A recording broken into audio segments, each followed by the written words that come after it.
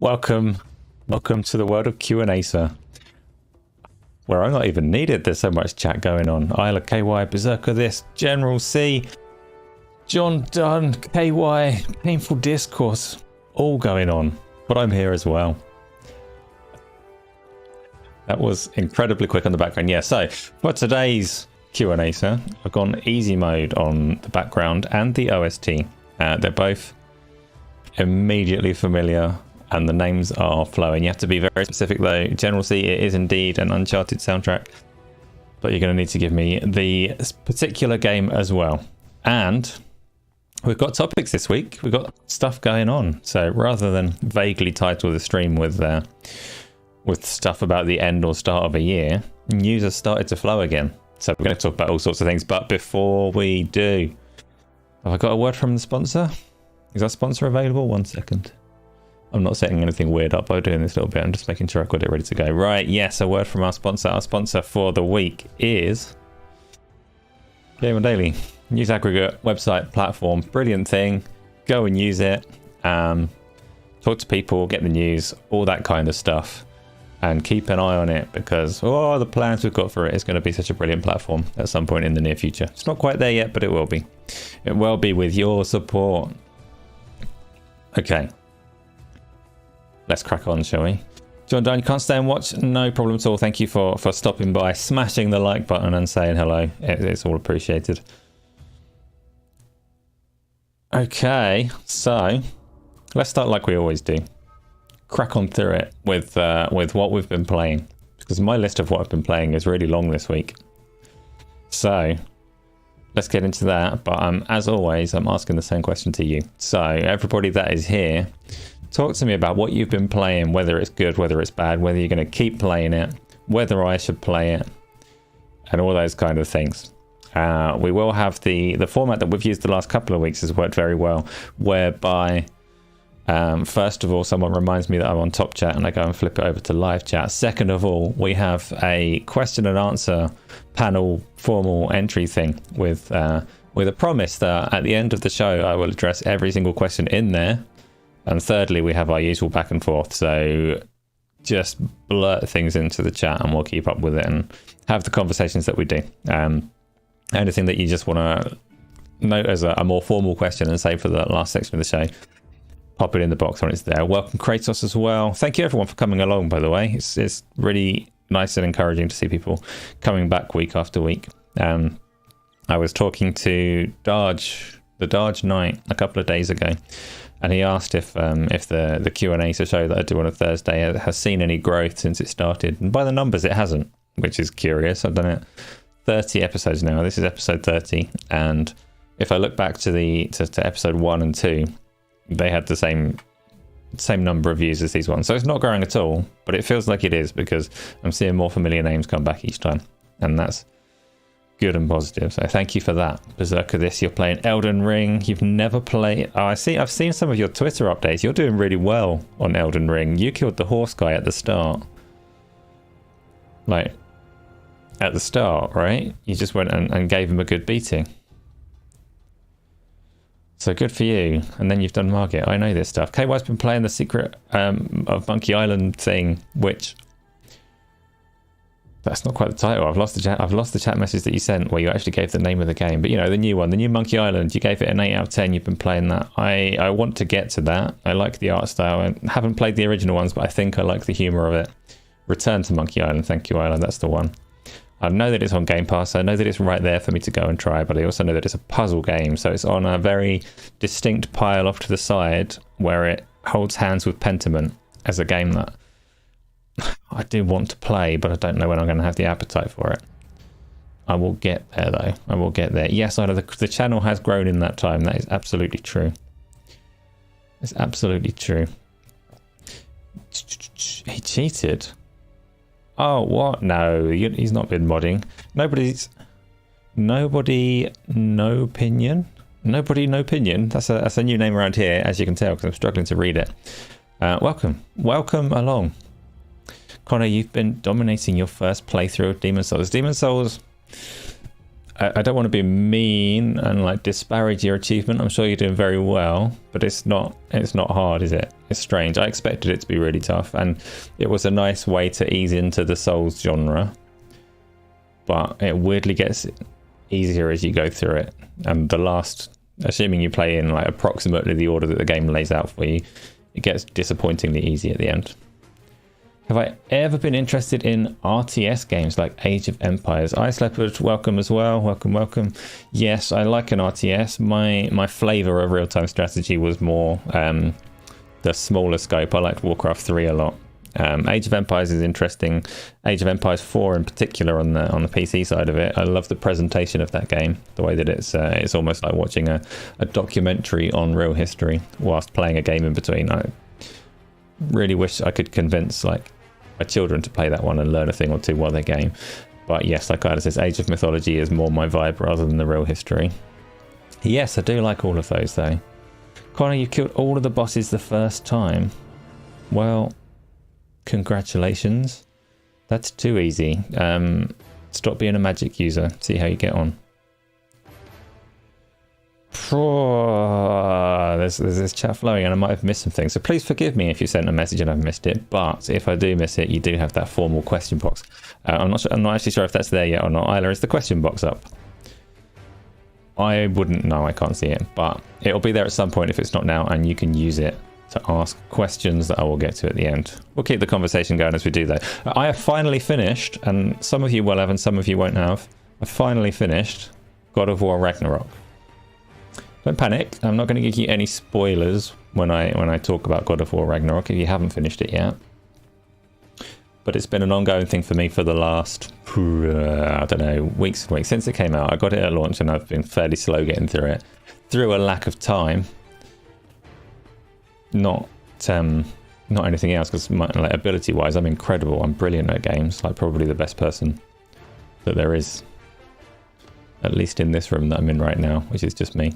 So I played God of War Ragnarok. I finished it, but for the longest time I was like impressed by the opening of the game. It dragged in the middle, and I questioned repeatedly how I would feel as like at the end of it. My final takeaway when I finished the game, when it had presumably got good again.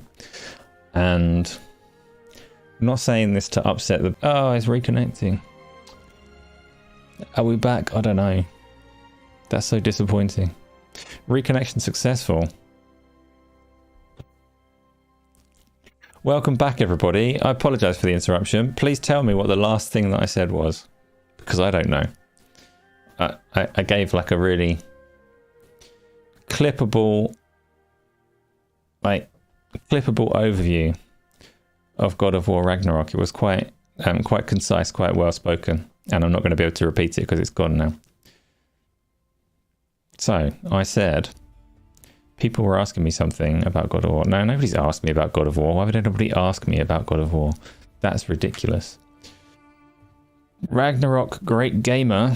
How Ragnarok was the best experience. Yeah, I knew it. I'm going to upset people. Ragnarok wasn't. For weeks and weeks and weeks, I've been playing it. It had this fantastic opening. I said that it dragged in the middle, but my expectation was that it would pick up. And I was wondering how post-game, when I'd finished it, when it had done that, when it had delivered its grand slam, how I would feel about the game coming away from it with a little bit of hindsight and like as a fresh memory. But I was fairly underwhelmed. Don't hate me, Kratos, I'm sorry, but for me the story didn't quite land for me. It didn't hit the impact that I was expecting from it. So you've got plenty of spectacle in the environments and what's happening around you, but it fell a bit flat, and Kratos has been turned into a wet blanket. So I don't know, I like the combat in God of War Ragnarok. I like the characters. Graphically, the environments are on a par with Elden Ring for like creativity, as in the art direction of it is phenomenal. But the story just didn't hit for me, and I walked away a little bit disappointed. So yeah, I mean, I'm sure there's people here that absolutely loved it, and it's a good game. It just didn't quite hit the notes that I wanted to. which is a shame. What I will say though is I'm very glad that it and games in that mold still exist for the time being, and we'll talk more about Ubisoft problems and things later on, what's happening with the scope of games and all the rest of it. But it wasn't a 10 out of 10. It definitely wasn't a 10 out of 10 for me.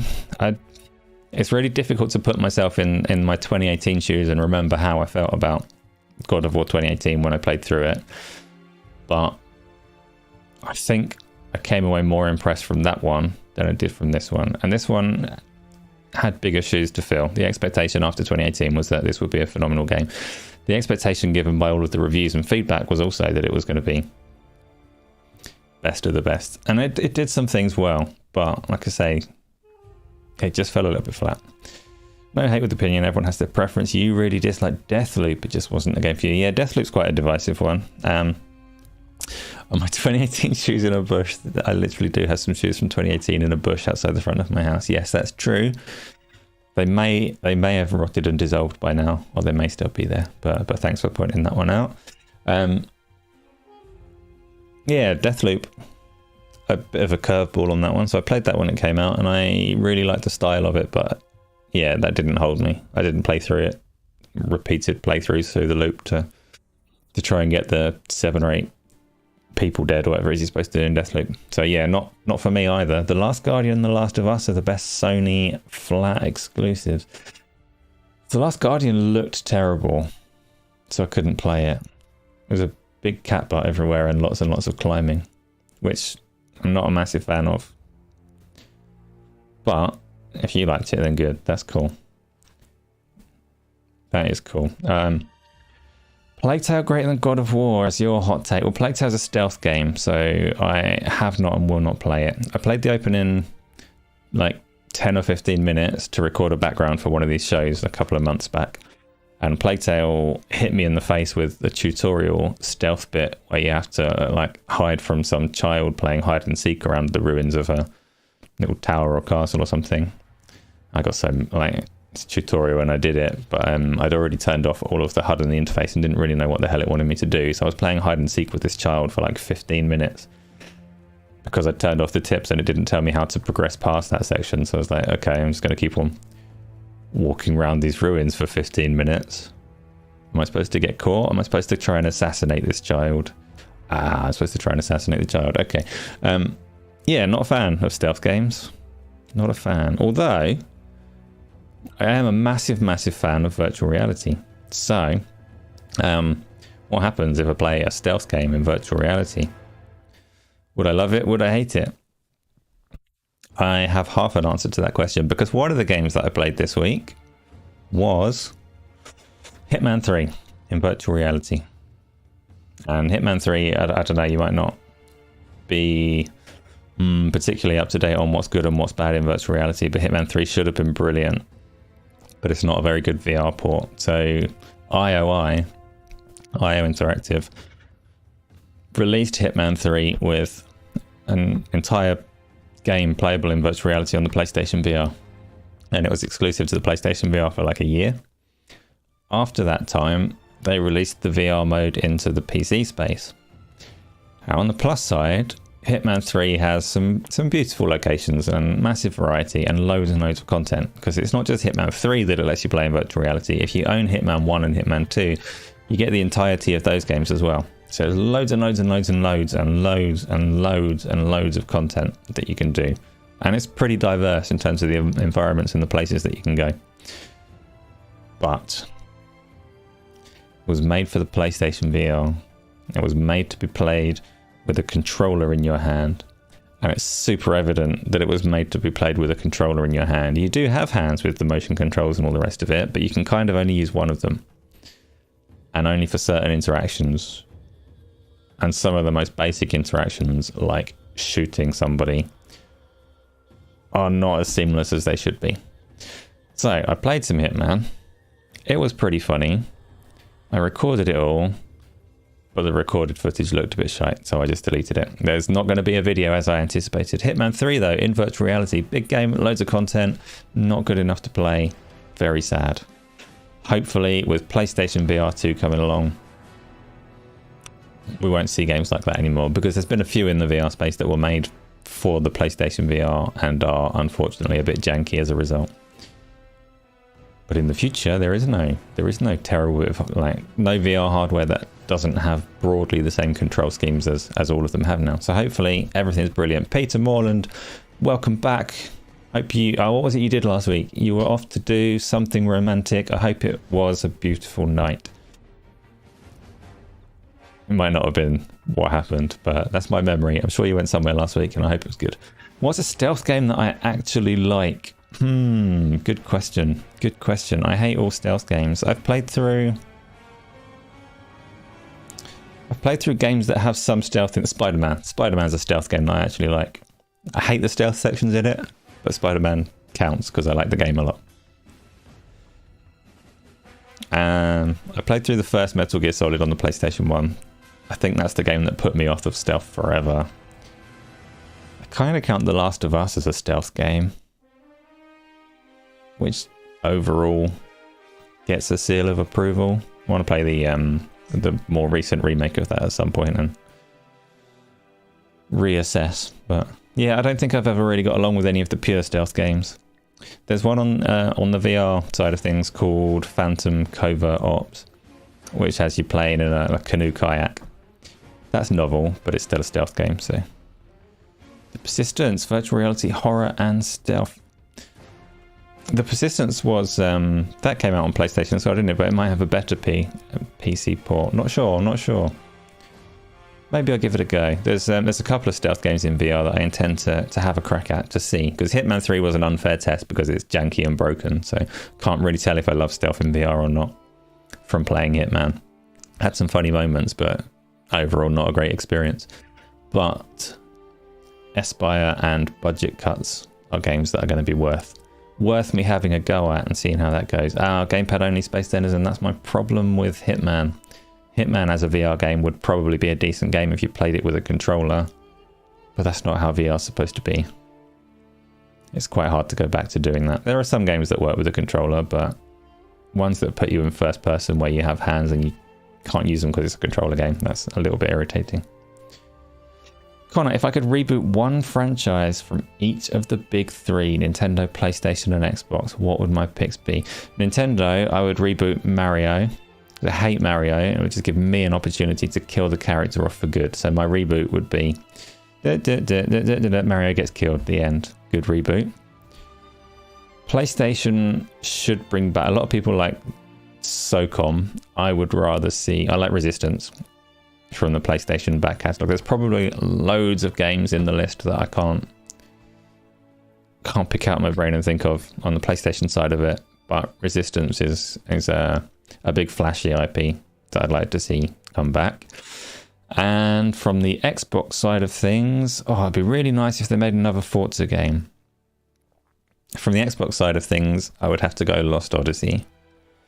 If I could get a remake or a reboot or a sequel to Lost Odyssey, I would be very happy on the Xbox side of things. Those are like quick off the top of my head answers. I'm sure if I actually put some thought into it and looked through the back catalogues, I'd find some other things that really stood out. But yes, Peter, it's a brilliant idea by YouTube and Isla. I take no credit for the Q&A interface, but pop questions in there and I promise I will get to all of them as the last section of the show. The question that Connor just asked everybody though, like if you could pick, we won't necessarily do one from each platform from everybody, but if there are any like golden IPs from your past that you'd love to see rebooted, throw them in there while we carry on talking about games we're playing. Metal Gear Solid would be amazing in VR. Joe, every game is amazing in VR. Every game is amazing in VR, apart from Typing of the Dead. Typing of the Dead would be quite difficult in VR. That's the one game that I don't want to see in that format. Abdul114. When will Half-Life Alyx arrive on PSVR 2? November. That's my guess. I think that it will. I've got no insider information on that one. I do think that it will happen, and I do think it will be hopefully towards the end of this year. That would be brilliant. Worms is your golden IP, but they do still make Worms games, Peter. They made Worms Rumble a year or two back. It wasn't a proper Worms game. It was a battle royale, real-time nonsense thing. Space Denizen wants a Jet Force Gemini remake. Yeah. Earthworm Jim, Patrick. I'm not sure Earthworm Jim holds up, but I mean, you're risking a 3D platformer if you reboot Earthworm Jim, and nobody likes 3D platformers. Legacy of Kain remake and finally finish the story. Yeah, Legacy of Kain got quite the following, and we may well see that one come back. Now that can't remember, it's Eidos, was it, or was that Crystal Dynamics? That was Crystal Dynamics, Legacy of Kain. And yeah, they're able to embrace it with a little bit more freedom, so you never know, maybe it will. Peter Morland, they are all crap. I don't even know exactly what you're talking about there, but I like the grumpiness. They're all crap, shut up. All your ideas are bad, everyone. But don't actually shut up. Connor, you can't ask them to reboot Halo. They've only just rebooted Halo. Try again. Find something else from the IP past. Killzone, I've never been a fan of Killzone. So they could reboot it for the sake of doing better, but it wasn't a fan of Killzone. I'd take Resistance over Killzone every day. And Nintendo, obviously Mario is still current to some people, but for me, he shouldn't have left the previous century. So I don't have a genuine answer for Nintendo right now. So instead of Nintendo, I'm going to go, I'm going to pretend that Nintendo is actually also Sega and say Phantasy Star Online or Shining Force. Those are my answers. Or Panzer Dragoon Saga. Oh my goodness, so many good games. Nintendo can just like walk next door to Sega and get some of those IPs instead. Joe, you're very close to ordering a PSVR 2, but they're making it so difficult. All you want to know is whether GT7 has full support and whether it will look like dog shit. I think the trailer, and it was only a teaser from CES, but what they showed of Gran Turismo 7 was a full race with other cars on the track. So whether it's entirely 100% the campaign is supported or whether you are stuck with like dry weather or whatever, I don't know. But I'd say fairly confidently that there's enough there for it to be worth it. But as I always say, I can't determine like the value of money, and PlayStation VR 2 costs what it costs. So for me, I'm looking forward to it. And I think that GT7 will have enough content to satisfy, even if it's not the full campaign, but it could well be. Online would need to be supported. Yeah, that's a fair ask. That makes a massive like night and day difference on how good it is. I'd be surprised if it doesn't support online play, but we shall see. And there's no harm in waiting until it's out and confirming it's actually got what you want before you throw a pre-order at it. Space Denizen, you think it's full support? Yeah, I do too, but we shall see. General C only cares about Hunt Showdown. Yeah, let's reboot Hunt Showdown. Why not? Are you still playing that, Connor? Still a Hunt Showdown fan? It would work very well in VR. Everything does. Everything does. Oh, I love it so much. Can I talk about it? I played a game today that's under embargo still. It's not like a huge game or anything. I'm not being a fancy influencer or insider, but a VR studio invited me to play their game with them that releases towards the end of this month. They're planning to release it on the 24th of January. And they invited me to play the game with them. And it was nice.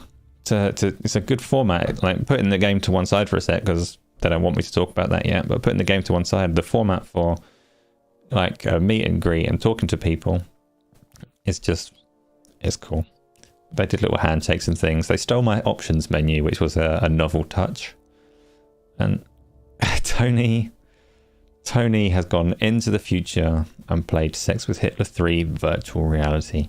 I've never, call me crazy, but I've never deigned to put Sex with Hitler into my search engine, so I don't actually know what the game looks like or what the purpose of it is.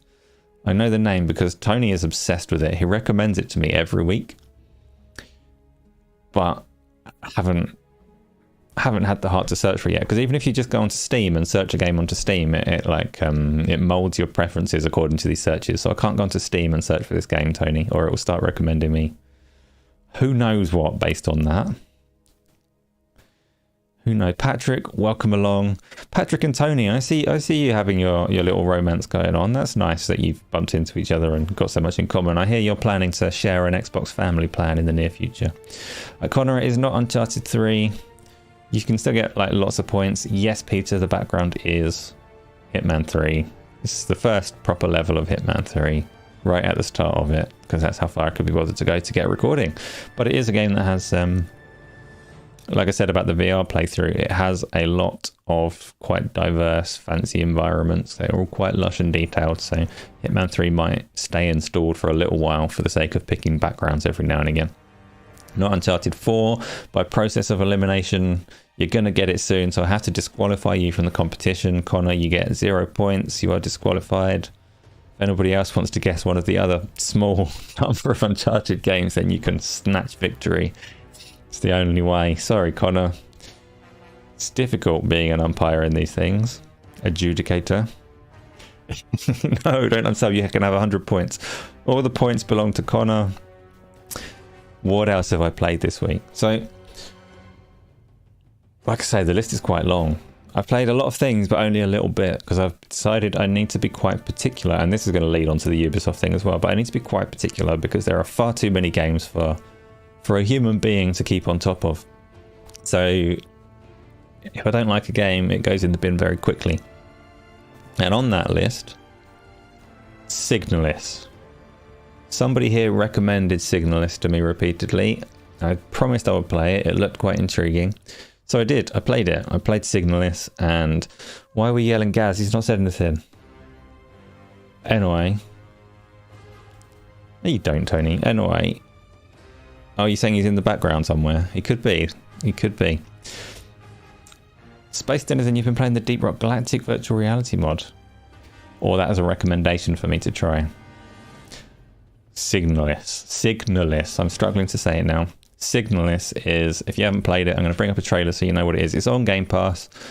A fair few people have recommended it, and I'm not saying they're wrong to recommend it, but it is not to my taste at all. So Signalis is, it looks like this trailer that you're about to see.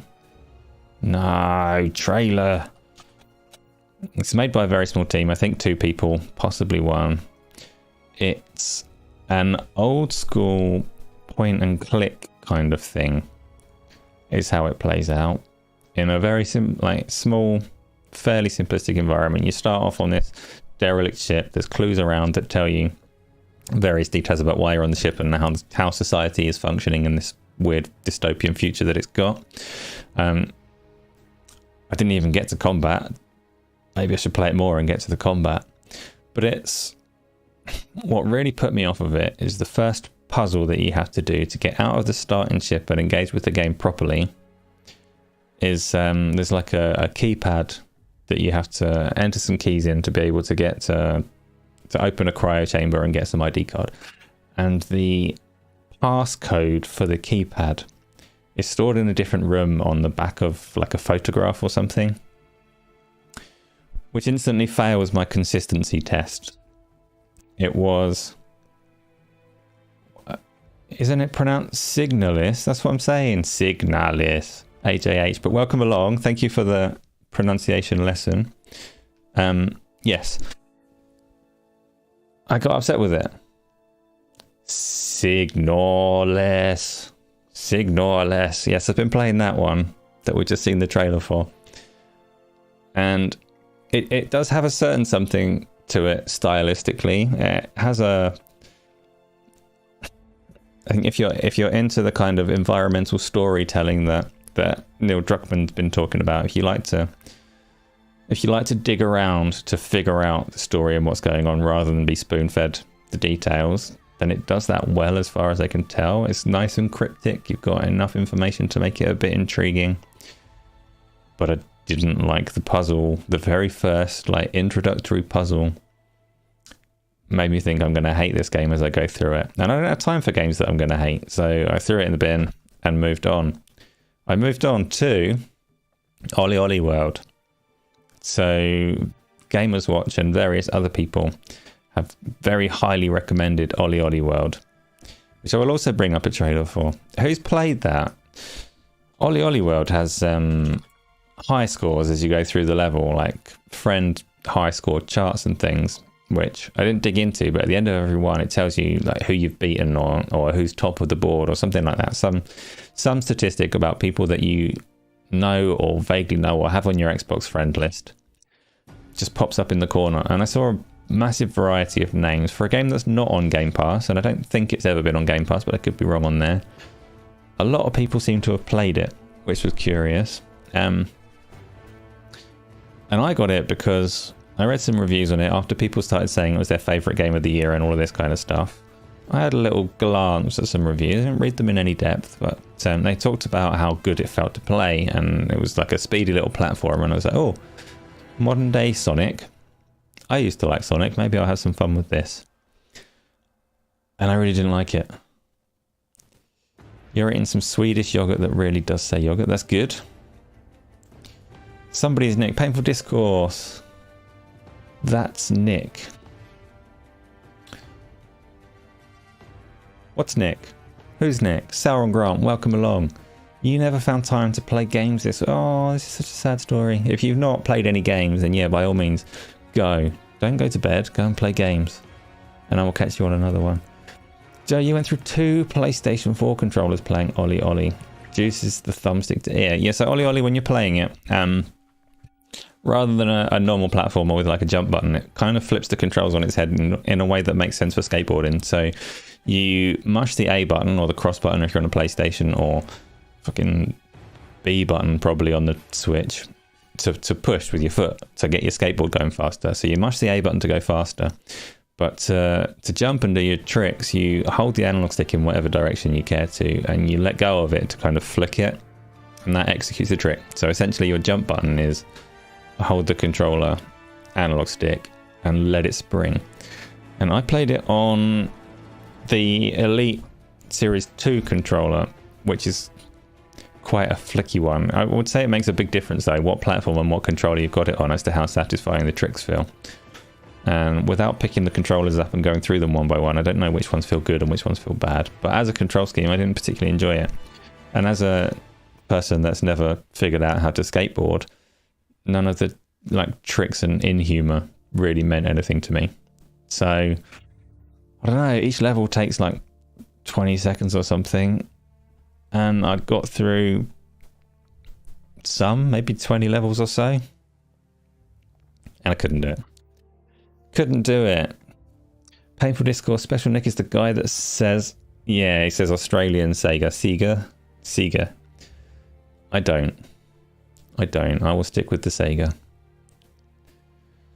KY, no, I'm from the UK and I had the UK commercials, so. At this point, I'm pretty much Zuckerberg. If it ain't VR, I ain't interested. AJH, that's not strictly true. I go back and forth. I do go through long phases of playing a pancake game. My virtual reality requires a treadmill. Like pretty much everything that I play in VR, it's quite exhausting. So actually, every now and again, it's nice to plonk my ass in a chair and play a pancake game. I still appreciate pancake games for what they are. Just VR is like 17 levels better, if that makes any sense. Oh, I love VR so much. I really do. But also all the other games. Like say I play on the Xbox and the PlayStation and the Switch and not the phones. And PC. I also played a game. I can't remember what it was called, so I probably should just skip over this one. Yeah, let's gloss over. I played like it's like Warp or Wave. It's not Wave Racer because that's the N64 Wave racing game. It's like Warp Racer or something. It tries to be somewhere between like Wipeout and Mario Kart. It's a 4-player split screen co-op game on the Xbox.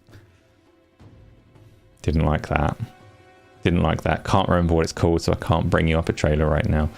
General C, have I pre-ordered the PlayStation Virtual Reality 2? Yes, I have. I got PlayStation VR 2 pre-order with Horizon Forbidden West, and I also got the controller charging station warp drive. That could be it. That probably is it, Isla, but I didn't enjoy it. I also got the charging station because contrary to what certain Xbox people will tell you, AA batteries suck balls and nobody should use them in video games. So I got the charging station as well. You checked my Xbox thing, but that's personal, private, completely. I thought I'd gone dark and deleted my presence from the internet. Oh no, I'm on YouTube. Fat. Okay, fine. Warp drive trailer. For the Nintendo Switch? No. It's fine. We'll use the Nintendo Switch one and assume that they trailered a better version of it. So I played a little bit of this. Played it on my own. Music was kind of annoying. Racing didn't feel brilliant. It looks quite nice though. This trailer is playing at like some hideous resolution that looks horrific, but it was quite a pretty game, to be fair. Like, I like the art style of it, but I didn't enjoy the game very much. Am I planning on streaming PlayStation VR 2 on release date? There's a question, Connor. The answer is probably no, on account of the fact that I don't stream very much anymore. So, AJH, I'm going to address that in just a moment. I don't stream very much. I am more so playing things kind of offline. I do stream sometimes, and I'm going to carry on with Resident Evil 7 and things like that on stream, but I'm trying to really stick to only content that offers some particular value on the streaming side of things. So my VR stuff is quite unusual, and that makes it worth sharing with people to me. And things that I do with other people, like co-op and multiplayer videos and things like that have funny conversation, those are worth doing. And just when I feel like it, really. If I feel like playing something on stream, then I will do, but it's not something I'm particularly emphasizing this year. The other problem with the PlayStation VR 2 in terms of streaming is I don't think it's going to support any way to actually get chat within the headset. So I think from what I've seen, they've done a very good job of providing like a spectator mirror on the TV that's ideal for recording and streaming and all the rest of it. You can give people a nice view of the VR, but I don't think I could have any live interactions with people unless I like stick on their headset and wedge a phone under one eye so that I can read chat. So unless Sony have like cleverly integrated some mechanism to get Twitch or YouTube chat, I will not be streaming it, but I will be recording it and making hilarious content like my recent Blade and Sorcery video. Has anybody seen my Blade and Sorcery video? It was quite funny. Do the phone trick, wedge your phone under there. But that might give me eye cancer. Otherwise I would do it. That's the only reason I'm not, is I don't want eye cancer. Replaceable batteries. So AJH, I have nice batteries. They're even better than the ones that you said. For the longest time, because I had the Oculus Quest 2 was my VR headset, and actually pretty much every VR headset that I've had up to the last month has required batteries in the controllers, and some of them, the HP Reverb in particular, required fancy batteries to get the tracking working its best.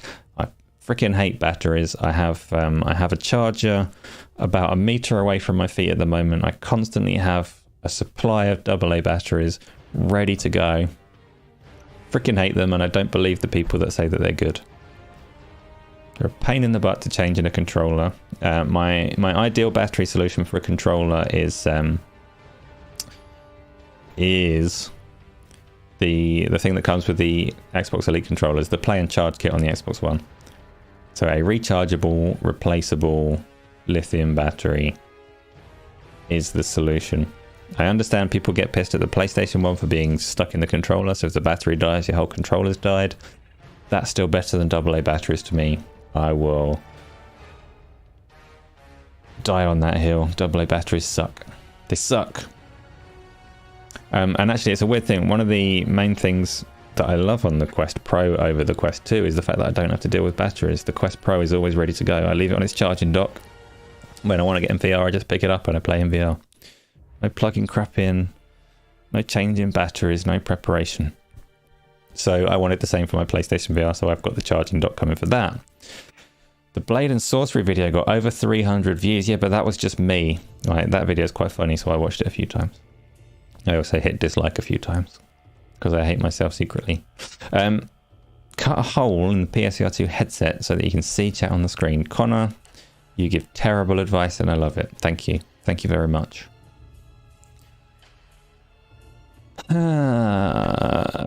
What's next? Could stream PlayStation VR 2 and ask Isla nicely to read out the chat. She could read out the chat, but I think the headphones that come with it are earbuds as well, so she'd have to find some way to communicate it to me, and I don't know how that would work. So unfortunately, KY, no. I think PlayStation VR 2 is going to be offline, recorded, and cut into content. Dark Knight, We were just talking about you.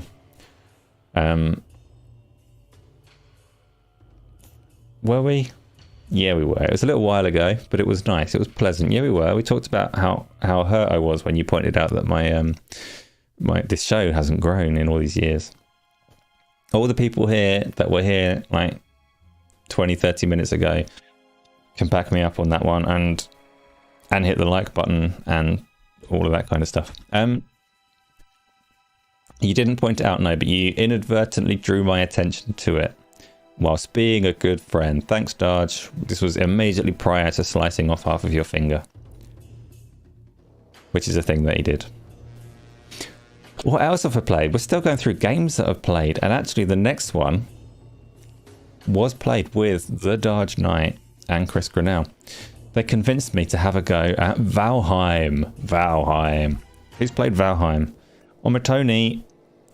What up? As a VR enthusiast, do I also enjoy TVs and films that explore VR? You're enjoying Peripheral now, but you also recommend a Korean series, Memories of the Alhambra. Funny you should say that, Omatoni. I did quite enjoy it. So for those that haven't seen it, the Peripheral is, I think it's Netflix. I can't remember. It might be Amazon. Whatever. It's a TV show based on a book series, and I suspect the book is very, very good. The Peripheral has some really interesting sci-fi ideas. Covering... It does include VR. It also includes some other stuff. I think whoever wrote that in the first place was pretty smart. There's some really cool ideas in there. Whoever did the TV show's not bad, but they do some things that upset me. Do you remember, this is specifically for Omatoni who's been watching it, the very first episode when they show like slightly futuristic VR, and they do a fantastic job with these VR goggles that go opaque and dark, and then they go transparent so you can see the eyes. These are a real thing. These were at CES like a week ago, so they're a thing that's in development, and whoever made the show nailed that element of VR and AR converging in the future. But the way that they showed these characters playing this VR game made me so mad. It made no sense at all. I'm not literally mad because I'm a chilled person, but the TV show is from the Westworld creators. Well, yeah, but who wrote the book? I think all of the good ideas came from the book. And I don't read books. I can just about keep up with reading chat here, but most of that is like, I'm struggling. Go mad? Nah, you don't want me to go mad. Painful discourse. It's unpleasant. Connor, am I going to watch The Last of Us TV show? Yes, that's the plan. I will watch The Last of Us TV show. Not this moment. I'm on YouTube right now. But at some point, yes, I will watch it. Definitely respect for the author first. Yeah, and it's a clever show. I didn't like the main character in it was one of those irritating, always does everything right kind of people in the TV show. And I suspect the book wasn't written the same way. But yes, The Peripheral, if you're into your sci-fi TV shows, it's a reasonable one, but this is more TV, so I'm going to do that. You don't... Chill, this is what you get. Chill is always here. Darge Knight, what are you saying, Darge? You're confusing me. Let's get back to this game that we were playing. So we played Valheim. Darge and Chris Grinnell have been playing it quite a bit, so Darge there in chat is better placed to say what kind of game it is, but he set up a server and I joined into it, and I'm fairly nonchalant with a survival game. Isla will tell you this, I'm the same with Minecraft. If a game takes crafting and effort, I just, I'm very backseat. I just jump around, swinging an axe, trying to kill things, and I let other people do all of the work. So that's exactly what I did in Valheim. My experience of Valheim is I joined the server, Darge and Chris run around trying to make significant progress in the game, and I just try and smash occasional things and see who I can kill and watch them play. Yes, survival games in general. Does anybody here play survival games? And if so, which ones? That's it. That's the whole question there. Occasionally I troll Darge actually murdered me. We were on a server where he had disabled friendly murders, and yet he murdered me right at the start. AJH is the Ark fan. Yes, I can't play Ark. Too many berries to fetch. Valheim seems to fit the mold of most survival games, but it is I think it's voxel based, but it's quite freeform in what you can destroy and what you can build. Not to the extent that Minecraft is. You can't smash the whole world up, But you can do quite a lot. And if you knock some trees down and they roll into other trees, then you can potentially cause a nice little avalanche of trees, and that kind of thing is quite neat. But it is a survival game, and I can't be capturing, like, picking berries and foraging for stones and wood. I don't have time. So every now and again I play Valheim. I just go on there and cause problems for the people that are playing it properly, which is very entertaining. Stranded Deep is terrible, says Darge. That's another one that's there on Game Pass if you want to try it. Valheim is coming to Xbox and probably other consoles in the near future, but definitely Xbox. It's on Game Pass. It's on Game Pass for PC at the moment. They are expanding, and as survival games go, it's set like in a kind of Norse mythology world with some trolls and things. Your objective is to kill like 8 or so significant world bosses so that you can go to Valhalla or whatever. And it's probably really good if you like survival games, but you do have to like survival games to enjoy survival games, which is a weird one. I'm sure that it's a genre that's ripe for, I want to say Blizzard, because Blizzard have a history for taking slightly rough genres and like extracting the fun out of them, streamlining them, and releasing something that blows up massively. If there is a studio that still has the talent that Blizzard used to have, then the survival genre is ripe for it and will become something even bigger than it is now, I believe. A little bird told you that Microsoft is looking at Ubisoft. Was that little bird? I'm like, it could be anyone on Twitter. Like, it'll be the first place that anyone goes. So for those that aren't aware, Ubisoft are not in a great position at the moment. They are struggling. They have underperformed on sales and financials. Their stock price is the lowest that it's been for like 7 years. They've cancelled 7 games, I think, that were unannounced. They've delayed Skull and Bones again. They are streamlining and focusing on mega brands. And we're going to talk about them in a little bit, Ubisoft. Right now, we're still talking about what I've played.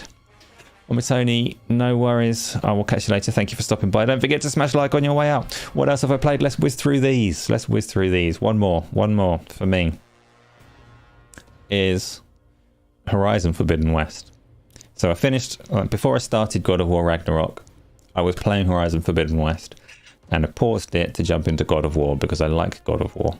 So I paused Horizon Forbidden West, went and played God of War, got to the end of it, and then went back to Horizon Forbidden West and really struggled because the place where I left Horizon Forbidden West was literally a flooded room with loads of places that you have to jump and get to and grapple around and solve the Horizon style of room traversal. In God of War, if ever there's a ledge or anything that you need to jump over, you can't fail. Like Kratos does the jump for you. You just go near the edge, and you probably have to press the button. I changed the controls around because God of War has backwards controls, but for me, I press cross and he just jumps across the gap. Very nice. Can't fail. Can't miss the ledge. In Horizon, you can miss the ledge, and it took a weird amount of getting used to. A lot of falling in the water in that room before I was able to hop across the things that you're supposed to hop across. But I was having a good time. I like swimming. So I did a lot of that, a lot of falling and swimming, and then progressed through the game. Then it introduced me to some characters that were a bit weird,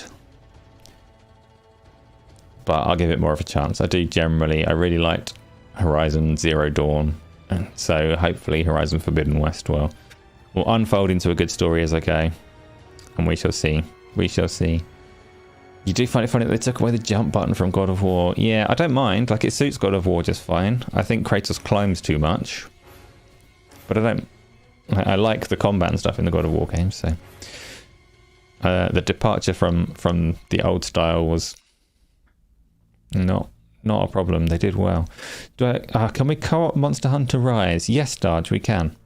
Monster Hunter Rise comes out in like a week, and yes, that is a good shout for some co-op. That's a 4-player game, so whoever is looking to play some of that, wallop indeed. But Darja, I'll probably Xbox it, or will I PC it? I don't know. I'll do one of them. Monster Hunter Rise will be one that we can talk about next week. That's it for games that I've been playing this week. That's quite a long list, which is good for me. Most of them I only played in very short bursts before deciding to chuck them in the bin. But good times. You're going to join us for some Monster Hunter. You've never played that series. So I played Monster Hunter World and didn't particularly get along with it. Should people play Monster Hunter World? I don't think it's I don't think it leads on to the new one in any way, like story-wise. There's no continuation that I'm aware of. So you don't need to go and play Monster Hunter World to go and try this one. Monster Hunter World for me didn't feel very nice. But that was, I've said this too many times now, I don't like to repeat myself when I know that so many people here are regular, but not everybody is, so I'm going to repeat it anyway. Monster Hunter World for me was just not smooth and fluid to play, but I played it prior to touching any of the Souls games. And the Souls games, Demon Souls that I started with, like, I kind of forced myself into their system of play, so that more deliberate, slow-paced combat. I trained myself into that, and I think Monster Hunter World might, like, that style of combat might lend itself better to Monster Hunter World. So maybe if I went back to it, I would enjoy it now. I'm not going to go back to it because Monster Hunter Rise comes out next week. That's where I'm going to go. That's going to be the start of my Monster Hunter thing. Are we going to stream it as a play-along series? Probably not. You can stay undressed, but we'll keep the cameras on anyway, Dodge. Which is weird. No, we'll record it and do some kind of content out of it. So you can say what you want and I'll edit out the things that you shouldn't have said. That's just fine.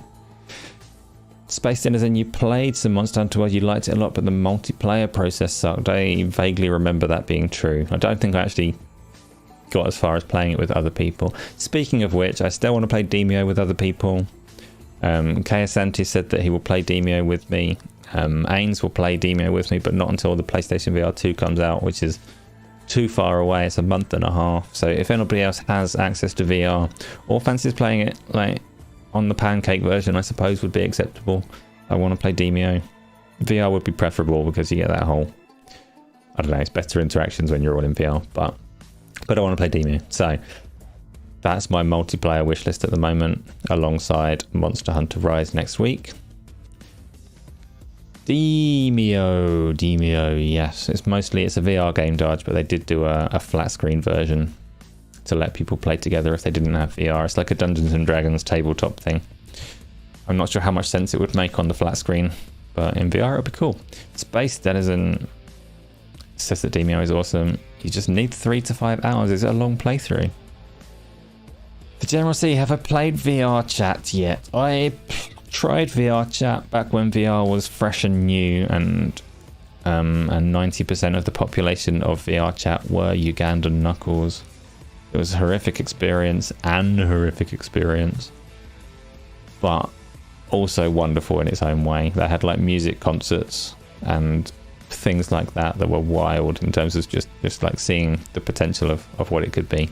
Don't know what it's like now. It's a scary place, so I haven't been back to it. I am tempted to. VR Chat is also a good place to experiment with like the more novel virtual reality technology. So the face tracking and body tracking and that kind of thing is all, you can get all kinds of things working in VR Chat. You are passing on Demio, Dodge, that's fair enough. Pass on it until you get a VR headset. Oh, VR headsets are so fun, and Demio will be brilliant in VR, but I'm not sure it would work on a pancake screen. 3 to 5 hours is going to be difficult for me as well. I'm going to have to carve out a bigger window than I realised, but I will do that. What else? That's it for the games that I've played. So let's move on to topic number 1. No, let's move on to topic number 2. This makes no sense because the order of the topics is just on a notepad in front of me, so you don't care which one's 1 and which one's 2 and which one's 3 and which one's 17. There aren't 17 topics. We've mentioned Ubisoft quite a few times though. In terms of, I don't know why we've mentioned Ubisoft. Who plays Ubisoft games? Give me your favourite Ubisoft Ubi games. What about topic 4? We're going to skip topic 4. Rayman and Rayman. Rayman is coming up everywhere. So Rayman Legends was a very good game. Don't know about the other Raymans, not played them. Ubisoft games suck nowadays. Oh, nowadays, yes. Do not miss VR Chat if you have PC VR. Explore in private instances if you must. Space Denizen, what kind of thing can you do in it? Like, have they? Is it like a Roblox style engine where they can essentially create games within it, or is it just a very visual thing and social thing? because I've looked into little bits and pieces on it in terms of like the avatars that you can use and the face tracking and things like that, and it does seem like it might be an idea. Beyond Good and Evil was nice. So most people are going back a fair way to get to a Ubisoft game that they like. Some Far Cry is okay. Nowadays, your life is a lie. Yes, nowadays. Dad, you played this out. Rayman M, Rayman Revolution, Rayman 3, and then the Rabbids took over and you were sad. Well, now I'm sad, but Rayman Legends is really good. The musical levels in Rayman Legends, if you've never played that game, it's probably the best 2D platformer that I've come across. And I've played all of the 2D platformers in existence, which was a lie. Don't hold it against me, but Rayman Legends is actually good. Rayman Legends restored my faith in 2D platformers and made me go, it's not just like a novelty from when I was a kid. 2D platformers are still far, far better than 3D platformers, and Rayman Legends is the best one that I know of. Especially its musical levels. Like, whoever made them, well done, that chap. I'm assuming it was just one chap from a basement because it's quite a small game. You got Origins and Legends during the Steam sale and your brother and you played co-op for a bit, but you haven't had the time to do more since Christmas. Well, try. The Trials series. Oh, the bike games. Yeah, I've never played those, but I know they were a dangerous time sink for people that get into them. Immortals Phoenix Rising is great. God Emperor Sofa King. Immortals Phoenix Rising is an interesting shout, actually, because I don't like the Ubisoft formula of games. I played Watch Dogs Legion, and it sent me up to the top of some building to hack a billboard, and then it said, well done, there's 3 more of these in this district, and then there's 3 of these in every other district. Go and find them. And I said, no, I'm not doing that. I hate the Ubisoft formula. You're throwing it in my face. Watch Dogs Legion is not getting played. And I'd got through the terrible London accents. Like, I'd managed to say they're bad, but I'm gonna close my ears. I'm gonna persist. I'm gonna play this NI despite the voice acting. And then it gave me Ubisoft map, and I just turned it off. Immortals Phoenix Rising is very much a Ubisoft formula game in a sense. No, Dodge, the accents were like a super exaggerated version of yours.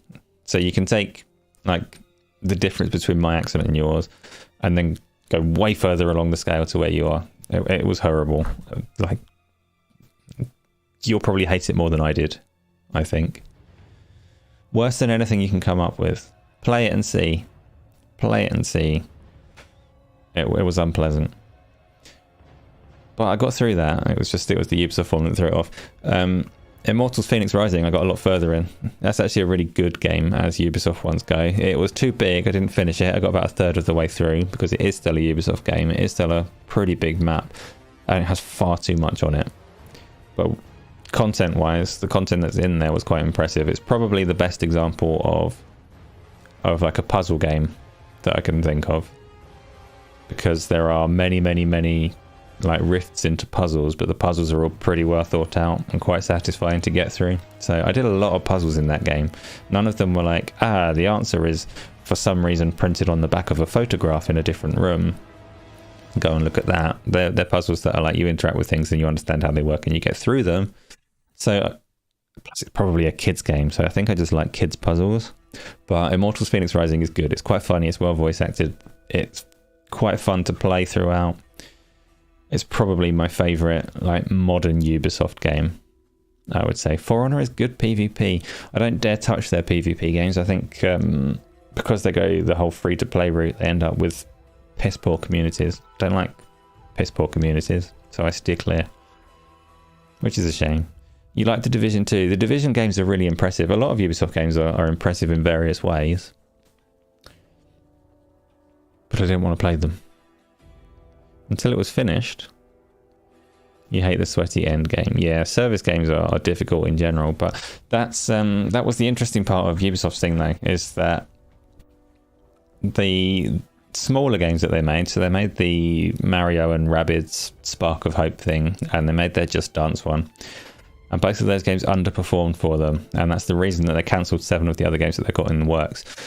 historically Ubisoft have always been very quick to support various like platforms and technology as they emerge. So they had games for the Kinect on the Xbox One. They had like Fighter Within, which was an awful game, absolutely atrocious. I've still got it somewhere. They had Fighters Within. They were very quick with Space Junkies on the VR front as well, and straight in on things like the Switch and the Wii U. Ubisoft have always been everywhere experimenting with games and things, but now they're saying they can't do that. Like, these games don't perform anymore, so they need to streamline and focus on their mega brands. They're saying that gaming is becoming all about like your Assassin's Creeds, and there's not room for like new IP or lesser games to thrive. And it's a challenge, because I've just been saying earlier, I've played like 8 games this week, some of which were bought, some of which were taken from a subscription service, and I'm very quickly binning the ones that I don't love because I've got too much to play. There's no way that I can play them all, and I'm someone that I don't fall into the trap of service games particularly. The like compulsion loops and things like that throw me right off games. I have currently not got any like mainstay live service games that I'm jumping on again and again, whereas a lot of people do. So while the audience for gaming is growing,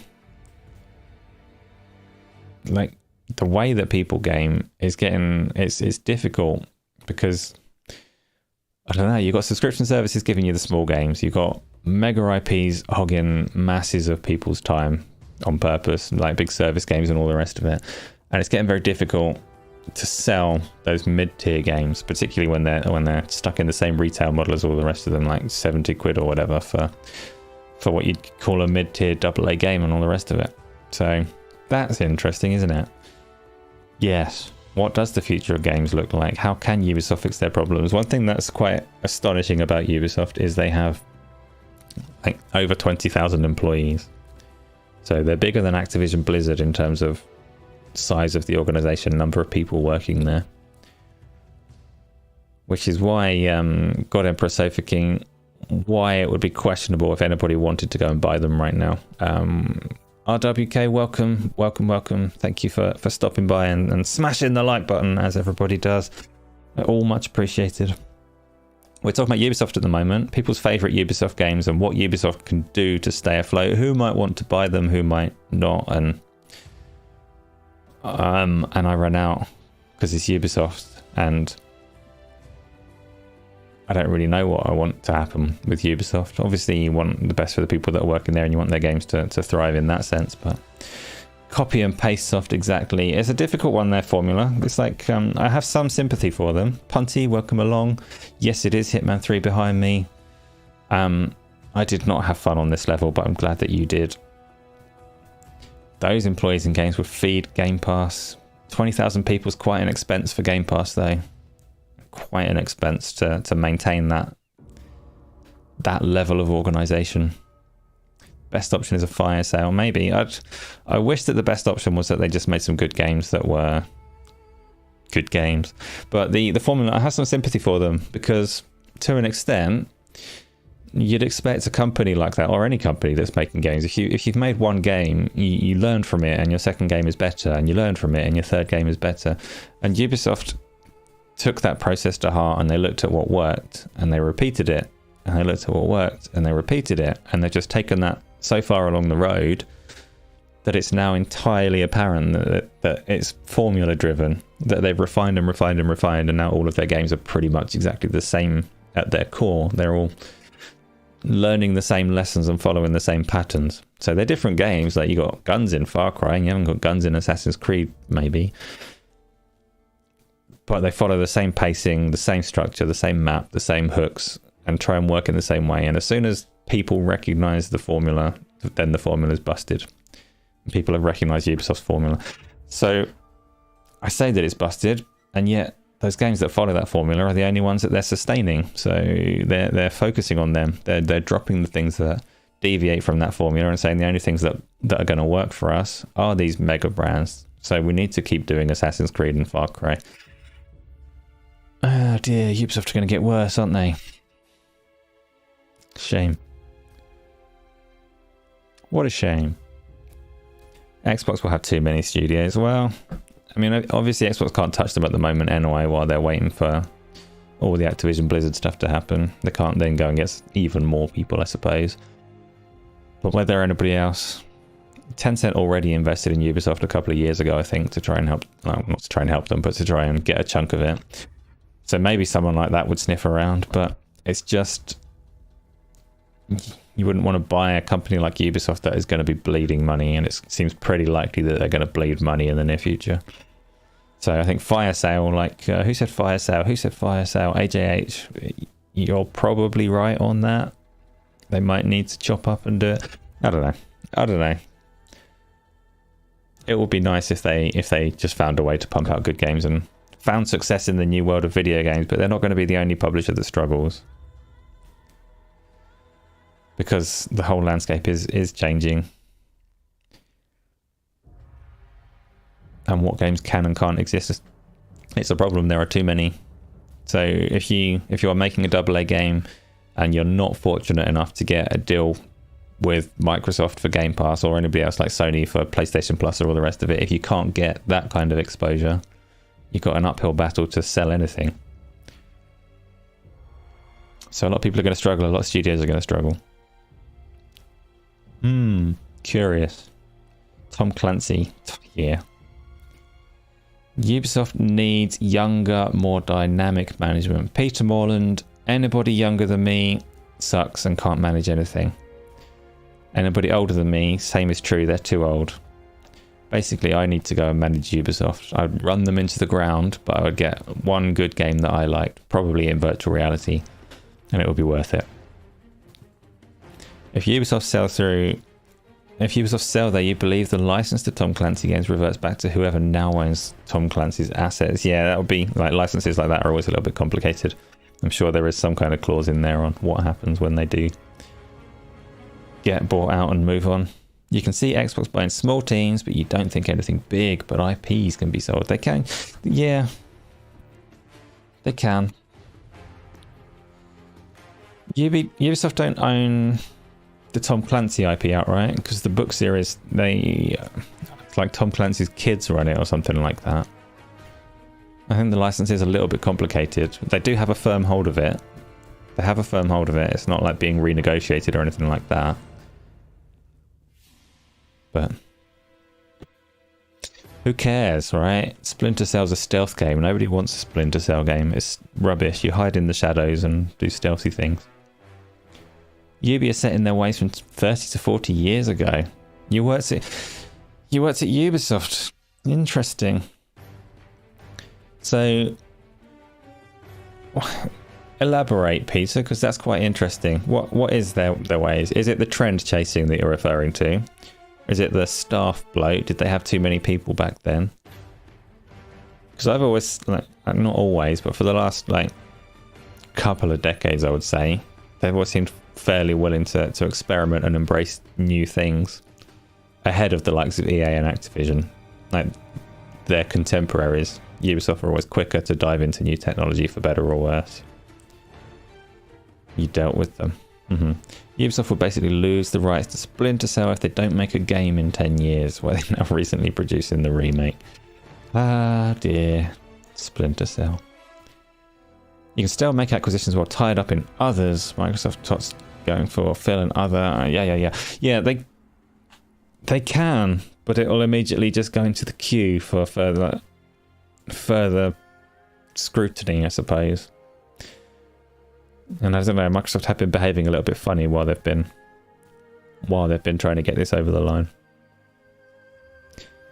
But I don't know.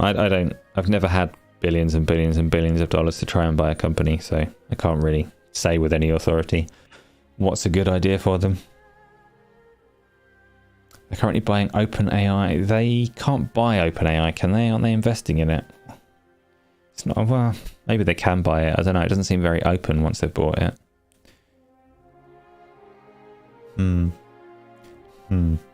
That 10-year deadline was closing in and Ubisoft pushed the remake. Blah. I say that. I know a lot of people are looking forward to more Splinter Cell, be it remake or otherwise. So good for them. Good for the stealth people. What's next? That's enough Ubisoft, right? with the footnote that the guy at the top, whose name I can't remember, seems to be a bit of a dick, coming out and telling the employees that they have to hit their deadlines and it's all their fault or whatever. It's like, no, just be less of a prick. Take responsibility if you're in charge. Say that you fucked up and that you need to do better. It didn't come across, yeah, that guy. I've seen his name written, but because I've not heard it out loud, I don't want to take a stab at it because I'll get it wrong. Yves Guillemot, that's what I'm going with. Don't know why I said I didn't want to do that and then I had a stab at it, but whatever. Yves, yeah. Close enough. Yves Guillemot. Seems a bit of a dick, didn't take responsibility. It didn't come across as a message of pulling together. It came across as a, you guys all suck and it's all your fault and you have to fix it. CEO has made poor decisions. The dude put money in NFTs. I'd expect...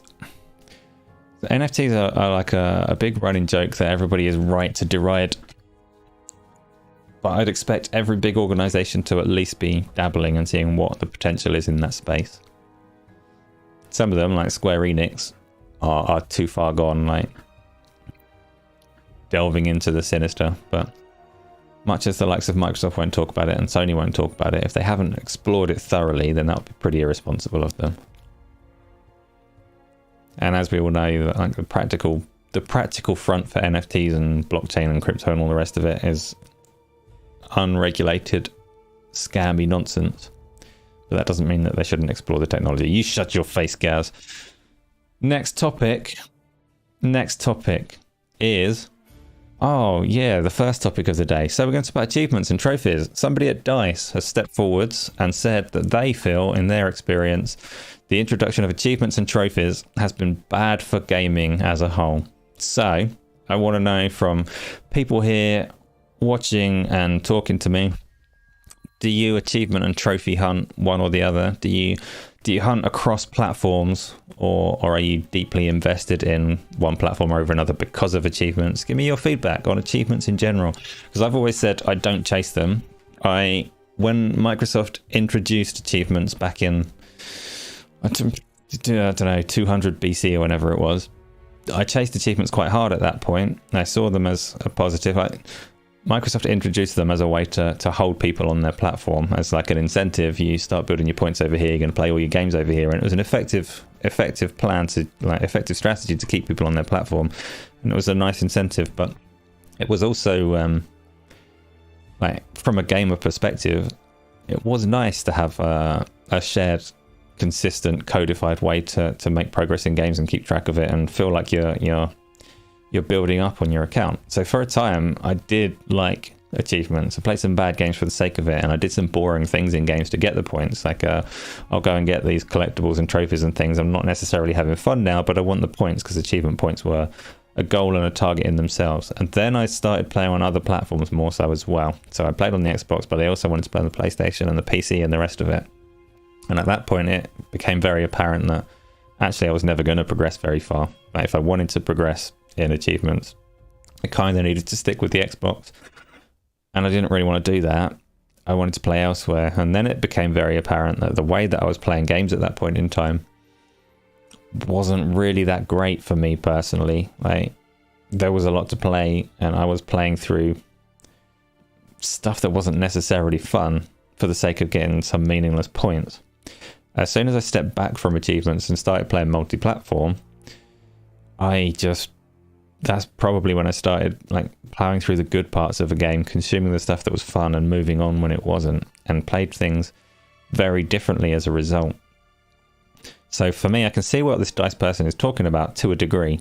So, like, to say that they make games better or worse or all the rest of it, I don't think that's necessarily a fair comment. I don't think achievements are, like, vindictive or anything like that per se. Games have always been structured so that there's things to do. It's just part of providing value for people that want to play a lot. So you can go all the way back to a game like GoldenEye. It didn't have an achievement system, but within the game itself, it did have achievements. There was plenty of extra challenges and things to do. Games have had that for a long time. because they've always wanted to provide value to people. So there's always been stuff to try and incentivize people to go and do it. Achievements just broadened it and codified it and took it across a platform. I don't think that is bad at all, but I do understand that the psychology of it can mean that people are having less fun than they would if they could see through them, if that makes sense. But let's see what you've had to say about them. So, Peter Morland, you like a rare achievement. Does that make it more special if other people haven't got it? I find on Xbox a rare achievement usually just means that you played the game quite early before many people have got it. I find the rare achievements are they don't seem that meaningless. You get that nice little diamond pop up if you've got your notifications pop in, but usually it just means like not many people have got that far yet, or I don't know. I've never found one that was rare and gone, aha, I've done something extra special that other people haven't managed to do. It's been more a case of, aha, yes, most people didn't play this very much, or something like that. Isla says, as someone that likes sandbox games, achievements are a nice way to introduce structure without defeating the purpose of the genre. Yeah, but that's achievements. So either the achievements within a sandbox game is a little bit different. The DICE developer was talking about platform system level achievements. So, I mean, Minecraft probably does have them. You probably get an achievement for like fishing or something. Fishing's a good example. I freaking hate fishing, but I might have done it to get achievement points. But you can do that within Minecraft and award the player and say, well done, you've got your fishing badge.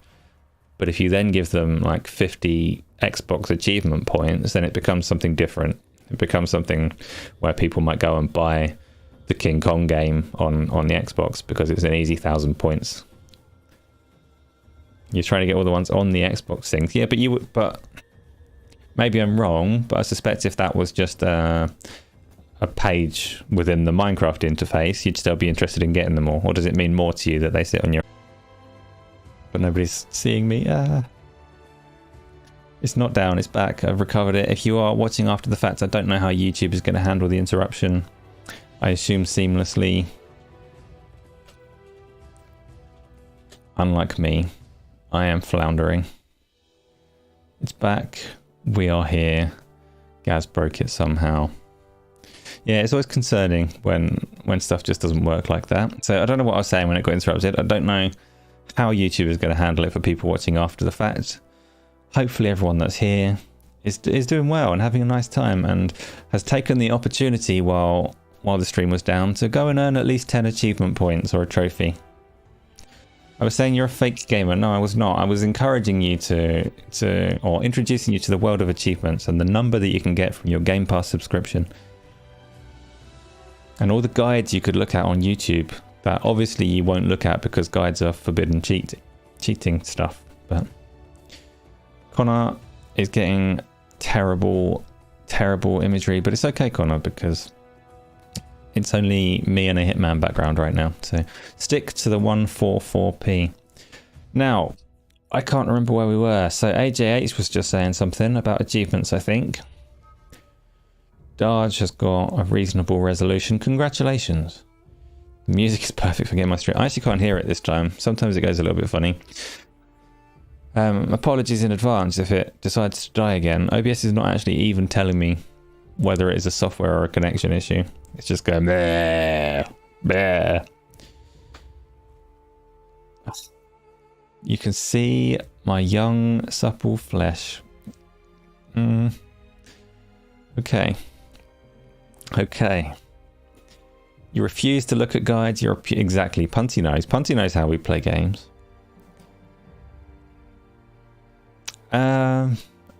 So Painful Discourse, you go for achievements if they're not ridiculous in games that you like. So do you actually look at the achievements? There's two ways to do that. You can look at it on the Xbox, so literally go into the settings on the Xbox or whatever, the achievement tab, and see what's available. Do you peruse the list of achievements and see which ones you fancy going for? Or do you break the rules and go onto YouTube and see how to get them quickly? Or both? Connor only looks at guides if you get super frustrated. So I typically, I will look at a guide if I've decided I'm not playing a game anymore. But I will do that.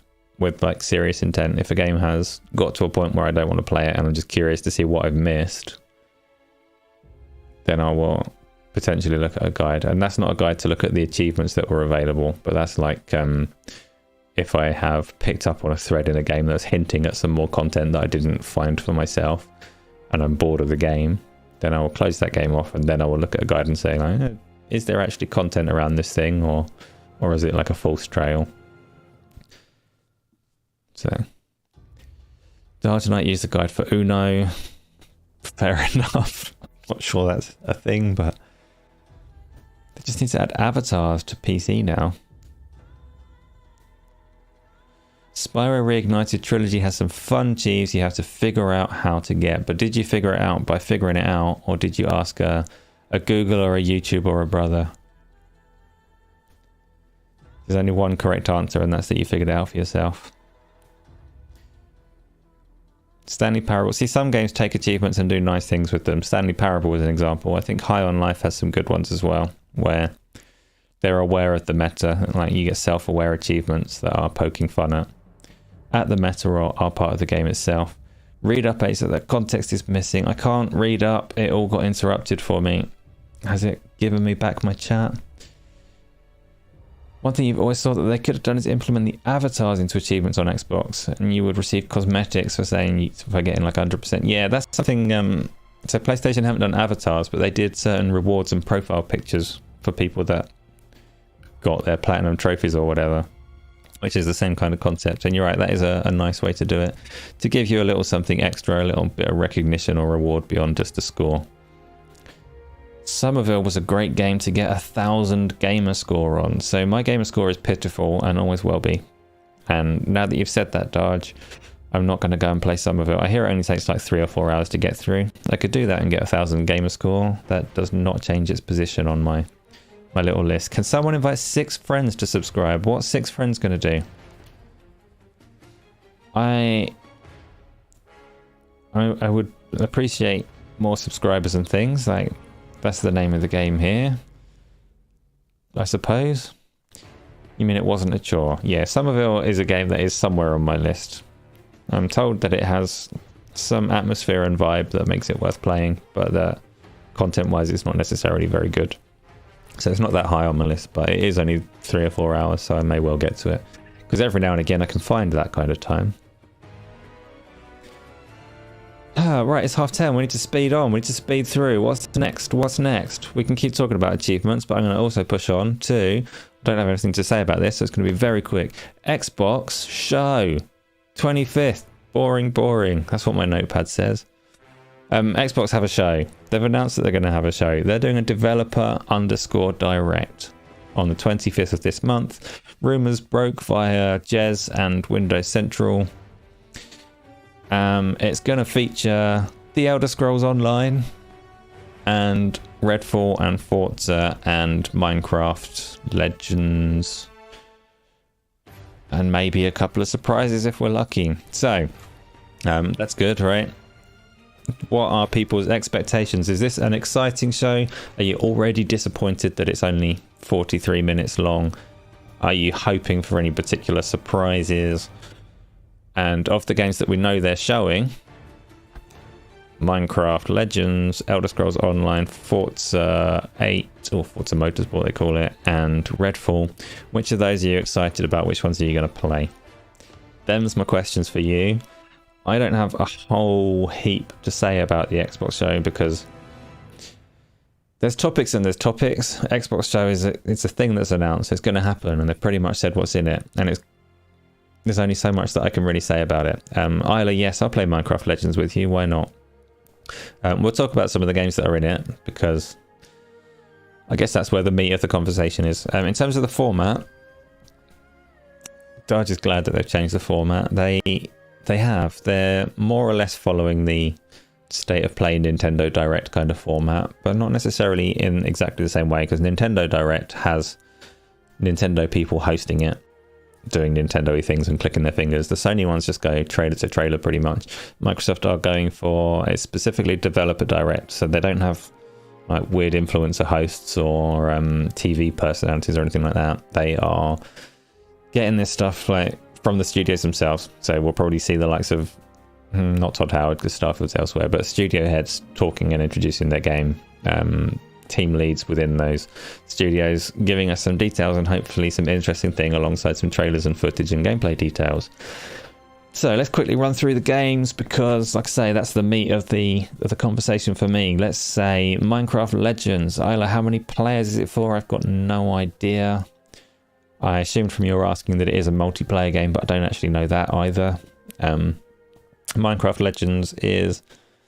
My biggest hope for Minecraft Legends is that the gameplay template works and gets used in more interesting properties.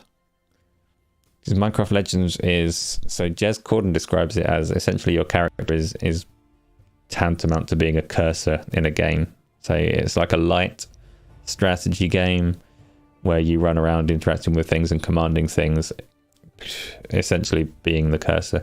My problem with it is that the Minecraft world and universe isn't very interesting. So all of these spin-off games and things, like, they are just cash-ins. The Minecraft IP doesn't really offer much value in terms of lore and setting. You can boo Isla, but I know that you actually do agree. So your boo is water off a duck's buttocks, which are very water resistant probably. But if they nail something new in terms of the it doesn't have a good vibe. We can disagree on that one. If they nail an interesting new style of gameplay though, like if this light consolified close-up strategy game, like almost action strategy, yes, dodge, buttocks, water off a duck's buttocks, that is the expression as I understand it, and I live near actual ducks, so I should know. Yeah, I've thrown myself with that one. So, yeah, Minecraft Legends. I mean, I like the idea of consoles have historically not been particularly handy for strategy games. So if they are innovating in that area and they do something that works mechanically, then maybe we could see them extrapolate that into something a little deeper. Give us like a new Gears or Halo spin-off, or like an IP with a little bit more about it, and see what we can do. So yeah, and there are Minecraft fans in the chat that like that property, so I'm glad it exists in that sense. It's very difficult for Minecraft to go any other way but spin-offs because nobody really wants a sequel. So Minecraft Dungeons, you were nearly crying playing the other one. Yeah, I mean, there were some pretty heavy story beats in Minecraft Dungeons. I especially liked it when the sheep died. It didn't have a story. Like, Minecraft can't deliver story or atmosphere particularly. I know you say you like the vibe, but it's not like atmospheric. You have a square Minecraft mug and it made you pour hot chocolate down your face. Well, I see why you enjoy it. Yeah. So that's Minecraft Legends. Is anybody else, besides Ida obviously, is anybody else looking forwards to Minecraft Legends? Is anybody else... Right, obviously it's going to be on Game Pass, so are we all going to give it a try, or are we just dismissing that one as not for you? Because I'm curious about it. Even if Isla wasn't asking to play it multiplayer, I would definitely give it a go and see what it's got to offer.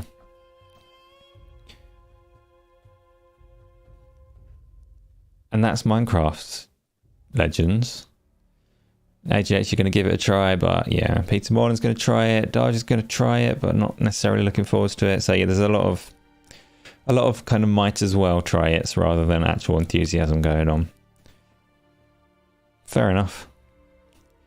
And like I say, it's not like a game being on Game Pass doesn't dictate that I'll definitely play it, because there are too many games to play. So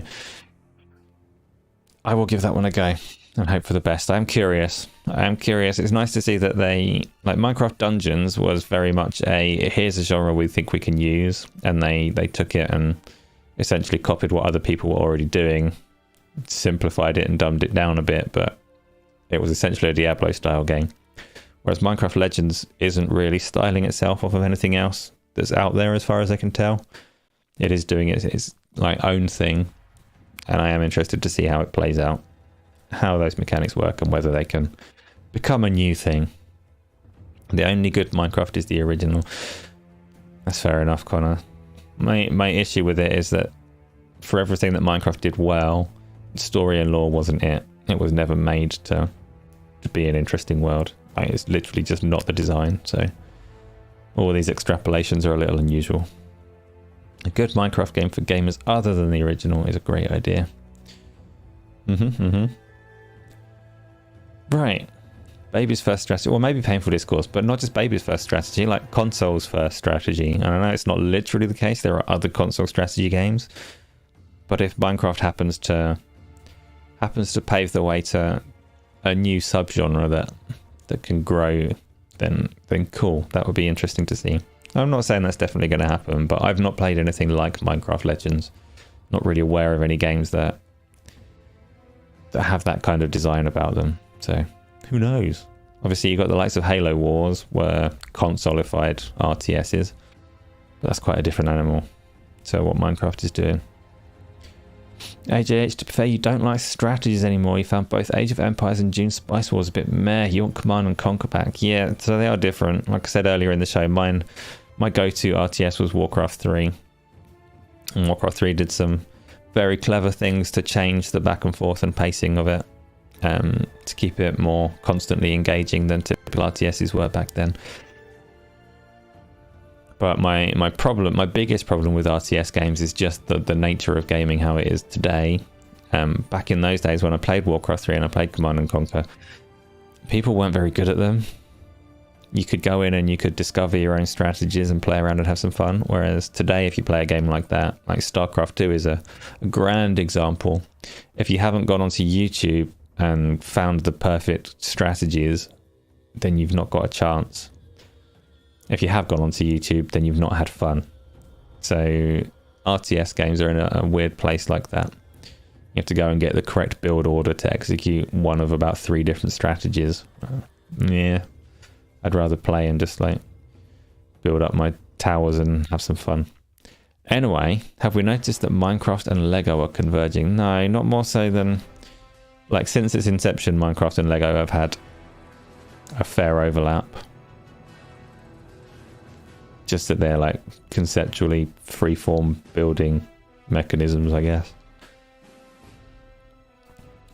And Minecraft has spent a little while since Microsoft got it and did the whole trying to monetize it version. They've had properties and IPs and things that you can pay into.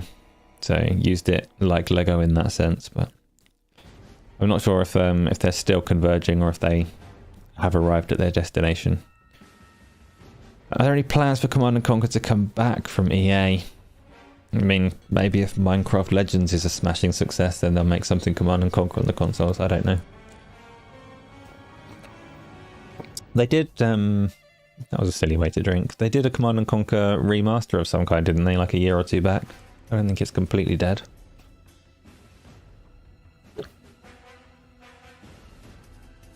What's what kind of my drink? It's a wonderful Sea of Thieves tankard. It's not, it's a regular tankard. It reminds me of Sea of Thieves. Fellow Pancake Master Racers. Oh, that's what we were doing, Yodani. We were just talking about the other games from the Xbox show. So we've done Minecraft Legends. Let's talk about Forza Motorsport. Are we excited for Forza Motorsport? There's a cherry Coke with some whiskey in it, Connor. Some cinnamon something. And it's delicious. Yodani, you're looking forwards to some pancake Forza Motorsport. Yodani, are you thinking you're more a Motorsport fan than a Horizon fan? And how about everybody else? So Connor, you're not into sim racers, but you are a Horizon fan, like Forza Horizon fan? Darge is very excited. That's good to know. I have preferred Forza Motorsport over Gran Turismo for a very long time. Forza Horizon is definitely like more my speed in terms of arcade over sim, but Forza Motorsport did like a lot of things very well. I've liked the IP or whatever. Liked the series since it came about. Let's find a trailer because I've not had a trailer for a little while. Forza Motorsport. We'll put the 8 on for trailer's sake. Why, if I type Forza Motorsport, do I get Destin's channel ahead of the Xbox channel? That's wild. Wild, but I wanted the Xbox channel, so here we go. Here's some Forza Motorsport 8 gameplay. And I fully suspect that if you are a pancake racer like Yodani here, Forza Motorsport 8 will be a lot better than Gran Turismo 7. Property's better, and Turn 10 are a better studio than Polyphony. And it's next gen only, so they can push the physics and things a lot further than Sony could with Gran Turismo 7, which is unfortunately a cross-gen game. So Forza Motorsport 8 will definitely be... well, I say definitely, obviously that's a bit facetious. I can't be that obtuse with my own opinions, but Forza Motorsport 8 will be a better pancake racing game than Gran Turismo 7. But Gran Turismo 7 will be the one that I actually play, because once you played a racing game in VR, it is just not the same playing on a TV screen. It's hard to go back to, and you could say that about like many genres of game. You can say, oh, it's really hard to go back from VR, but actually in most cases I can go back and play a pancake game and get the most out of it. I can extract fun from it and play it as they're meant to be played. But racing games are really difficult to go back to playing on a screen. It's just not the same. What's really disappointing for me is I have a racing seat behind me with a steering wheel, and I bought that steering wheel. It's not like really expensive. I got one of the Logitech ones, and when you get their steering wheel, you've got a choice. It's a G920 and a G29, I think, and they're essentially exactly the same wheel, but one of them is for the Xbox and one of them is for the PlayStation. Both of them work on the PC, but one is Xbox and one is PlayStation. And I bought it before the Xbox One X released. And I was already at that point much in favour of Forza over Gran Turismo. So I got the Xbox version, thinking, hey, here's the Xbox version. I'm going to play Forza in VR. Like if I've got a choice, I know which property is better. I know which studio is better, and which one is more capable, and which one is likely to make the better games going forwards. So I should get the Xbox version of the wheel to make sure that I can play that wherever it goes. And then they never did the VR thing. So now I've got a wheel that I can't use for Gran Turismo 7. And I'm going to need to flip and switch that if I want to play it in any serious capacity. I'm going to dick around with it and see if it's actually better or worse than the racing games on the PC before I do that. But yeah, there's like two real questions. So yes, there is the formal questions panel. If you have any questions that you want me to tackle at the end of the show, which we're very close to, stick them in there. Comments are good, conversation is good, but I do miss some comments. Whereas the things that you stick in the question box, I can promise I will definitely see and go over, address, if not answer, at the end of the show. So we'll get there. We just got a couple more games to talk through. Space Denizen, you hate flat first-person shooters now. So I agree to an extent, in that once you've played VR and you've realised that you can hold a gun and point it and shoot it like a real gun, neither a controller or a keyboard and mouse is going to come anywhere close to that. But actually I can still enjoy first-person shooters, particularly on a keyboard and mouse, as a different kind of experience. So VR has my heart. I love playing those games in VR, but I can still. There's also not there's not many first-person shooters in virtual reality of the same kind of caliber as you can get flat screen. And as that changes over time, it may be that pancake first-person shooters can bleh. Hard to enjoy as much. Yeah, it's not. It's funny because you see people have these conversations about whether they like to use a controller or whether they like to use a keyboard and mouse, and both of them are weird interactions that are nothing like pointing and shooting a gun. Weird ways to control things.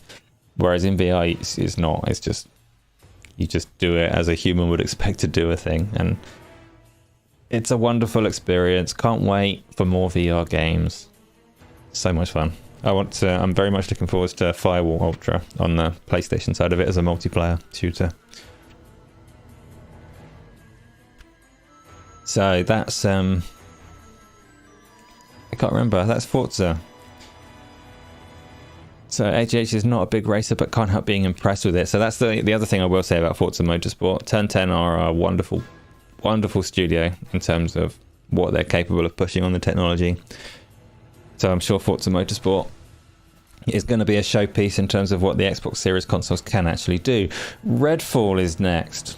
We've talked about Redfall a little bit before, so we'll keep it nice and brief. Who's playing Redfall with me? What do the studio mean when they say it's not like Left 4 Dead, it's like Far Cry 2? What was special about Far Cry 2? Connor wants to play Redfall. Darge is yelling Redfall, which I assume means that he wants to play it. I have no idea if Redfall is going to be good, but I'm definitely going to try it. It looks good. I like the art style a lot. Not a big fan of what I've seen of the gameplay, but that's not like what you see is not the same as what you get in your hands. So hopefully it's going to be fun as well. Vampires, sign you up. Fair enough. The openness to do anything. Decado, welcome by the way. Welcome along. Yes, I'm looking forward to the freedom to not use any stealth in Redfall. So people that want to play with me, if you were hoping you were going to creep through the levels undetected, no, not going to happen. You might not be detected straight away, but I'm going to explode anything that can be exploded. Because that's how games are fun. Space Denizen, you're assuming... Letters blending, foe, FCE, I don't know. Don't pull another Solaris. You'll be playing a lot of Firewall Ultra. Yes, Firewall Ultra looks really good. I do like Pavlov and Contractors on the PC side of things are already really good at shooting games. But Firewall Ultra should have its own level of like console polish and audience, hopefully. So, yes. You'll just run off and leave me to my noise making. Fine, Connor, but you'll miss out on all the chaos and fun. If you want to go run off and miss out on the fun, then so be it. But I might chase you. It's more fun when other people die as a result of my chaos. So Redfall, loads of people are going to play it. It's going to be a great time. We're going to do some multiplayer. What was the last one? Elder Scrolls Online. Does anyone play the Elder Scrolls Online? Is anyone excited to see what Bethesda have to say about new content for the Elder Scrolls Online? Because MMORPGs are my secret favourite genre that I never touch. And Elder Scrolls Online I did play a bit when it came out, and it had some quality about it that I liked a lot. A lot of people were disappointed because they're used to Skyrim. Like, everybody had an expectation of how the Elder Scrolls plays. And in the Elder Scrolls Online, you can't take the armour off of a corpse. And things like that. Like, the interactivity isn't the same. It is an MMORPG with loot tables and things like that.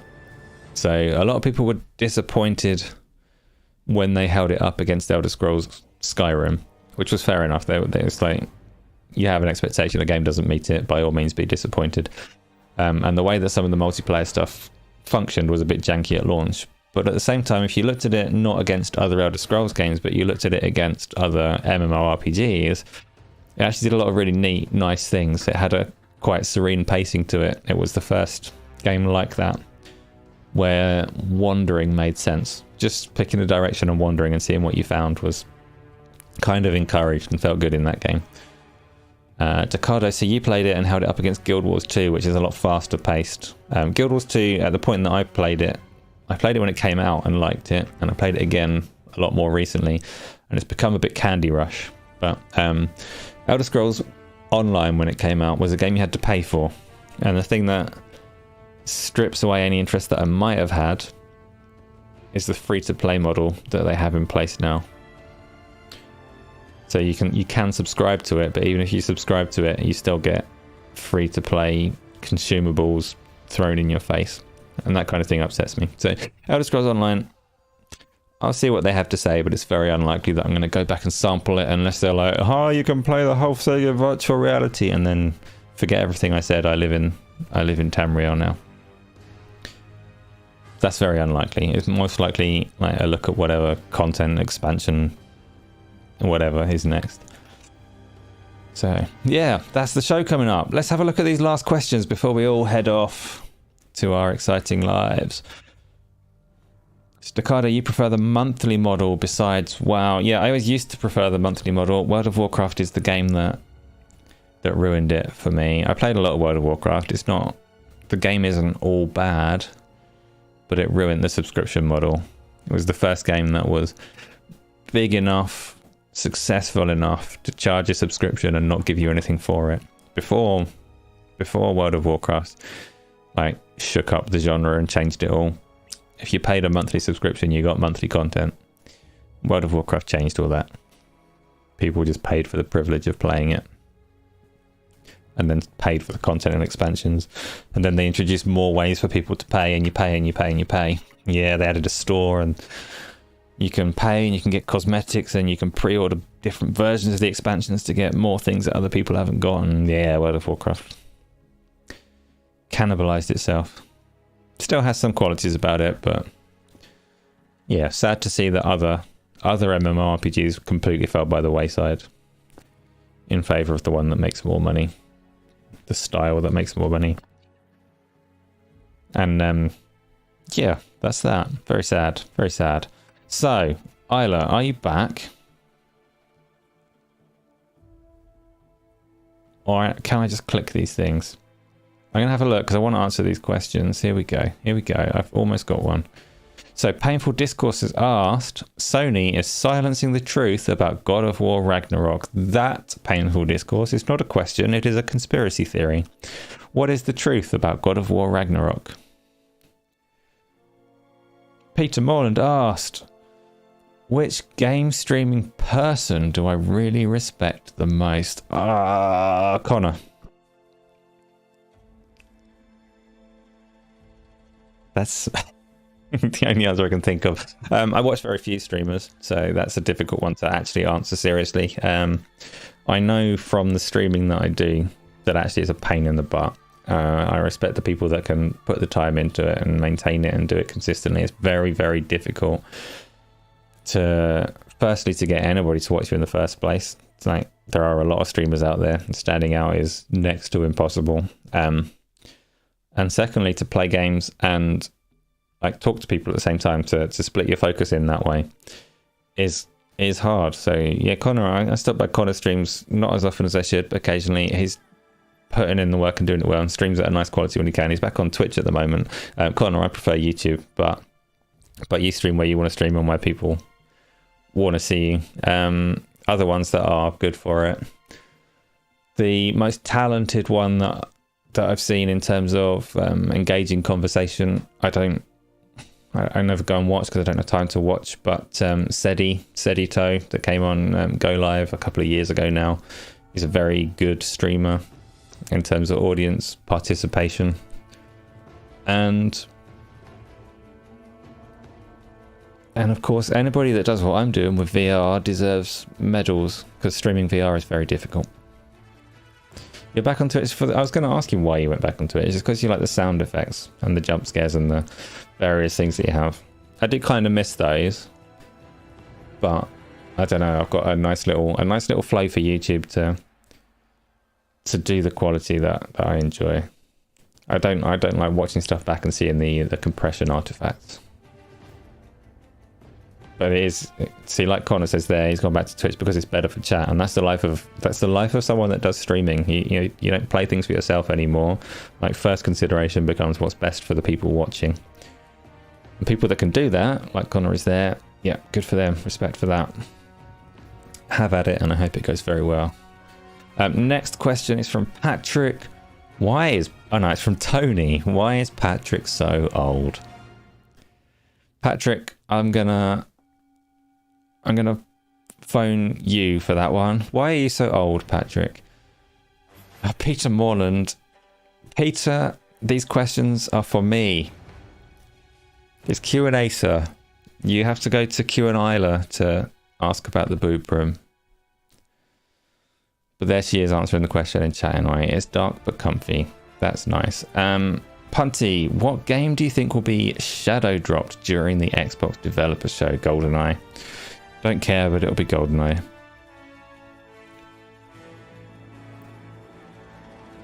And nobody will play it for more than 10 minutes. Because it's going to suck. How excited am I for Starfield? Seriously, don't answer it with some laid-back, chilled answer. Keep being great. Dodge, I haven't played Fallout 4 yet. This is my confession. Todd Howard has made some phenomenal games. I live in Skyrim. I'm still playing Skyrim regularly. At the point that Starfield comes out, I will still be playing Skyrim regularly. I am very curious about how he can build upon the games he's already done. The complexity of the systems, like a next-gen Bethesda RPG. Yeah, that's really exciting. And it takes the wind out of my sails that I can't play in VR, because I can play Fallout 4 in VR and I can play Skyrim in VR, and I should be able to play Starfield in VR. So how much time am I going to spend in it? It depends how it captivates me, but I am looking forward to it, because despite it not being VR, it is like a landmark game that I like that Bethesda push more than just graphics. I like that they push systems. So I want to see what they do. I want to poke it and break it and make things fun. Decado, wait till there is a VR mod. Yeah, VR mods are okay, but I'd rather... It's funny, actually, even the games that Bethesda have put into VR, so Skyrim and Fallout, absolutely were basically mods themselves and required a lot of community modding to actually make them good. But yeah, I mean, yeah. Mods. Kratos, thank you for stopping by again. You would like to play a remake of GoldenEye? Yeah, but this is just GoldenEye. It's not a proper remake. This is going to play like the N64 one, and it's not going to hold up. VR mods for Starfield will be out in no time. I don't know, Connor. There's certain games where I can say VR mods are definitely going to come and be good. If it's a Resident Evil game on the RE engine, then it's going to get modded really well. If it's on the Unreal engine, it's going to get modded really well. If it's on Bethesda's own engine, the Creation Engine 2, we shall see what powers the modding community have. Though it is a very moddable engine, like it always has been. Mods are kind of the point of the game, so... Fingers crossed, VR is in there. Maybe if Starfield comes out and I wait like even 2 or 3 months, then the first VR mods will come out, and then people will start building on it and refining it. And by the time I play it, it will be perfect. Space Denison, you imagine a Luke Ross mod pretty quick, but you're good on that. Yeah, Luke Ross mods are... There's certain ones that I would play. I want to play Final Fantasy VII of his mods. So I assume most people here aren't at all aware of Luke Ross mods. He's got a Patreon. He makes certain mods. He made the Grand Theft Auto 5 mod first of all. Has also done Red Dead Redemption, but those 2 mods have been struck down by Rockstar. And has done VR mods for Elden Ring, Horizon Zero Dawn, Cyberpunk, various games like that. But he refuses to put motion controls in. He's a staunch advocate for doing Pancake to VR mods and maintaining the Pancake control system. So you play it with a controller, aim with your eyes instead of a stick. And for me, that's a shame. So it's good to go in those worlds and look around, but I prefer the Resident Evil style mods where you can shoot your guns properly. So a Luke Ross mod of Starfield isn't what I'd be looking for. I'd rather have one where I can have the guns and where I can hit things in the environment with my hands. Sean T, do I have a favourite space game? Yours is Freelancer. You're hoping Starfield can replicate the feeling of that game. Can I include something like Mass Effect in there where you don't actually fly around in space? Or even things like Halo. Like, they're the space setting. I really haven't played many space games where you fly around. I played some Star Wars Squadrons in VR. That was a lot of fun. But yeah, in terms of the space setting, I've got to go for Mass Effect. As you've allowed it, I'll take it. Punty, I can't remember what I guessed. Painful Discourse, do I think that Starfield will be a hit? You're getting hyped because of the small info that we're getting recently and the setting. You like hard sci-fi, and you're not even a Bethesda fan. Yes, Starfield will be a hit, absolutely. It will be as big as people anticipate. It will be full of bugs, and it will be played for like a decade, just like all of the other ones, like Skyrim. Have the disc for Freelancer, fantastic. General C, you just noticed that one of the NPCs is bugged at the stairs. Good. Oh yes, they are. They are leaning well above the rail, having a good time. Hitman, eh? Buggy. Did I hear the rumour about Cyberpunk coming to Game Pass soon? Punty, I did not hear that rumour.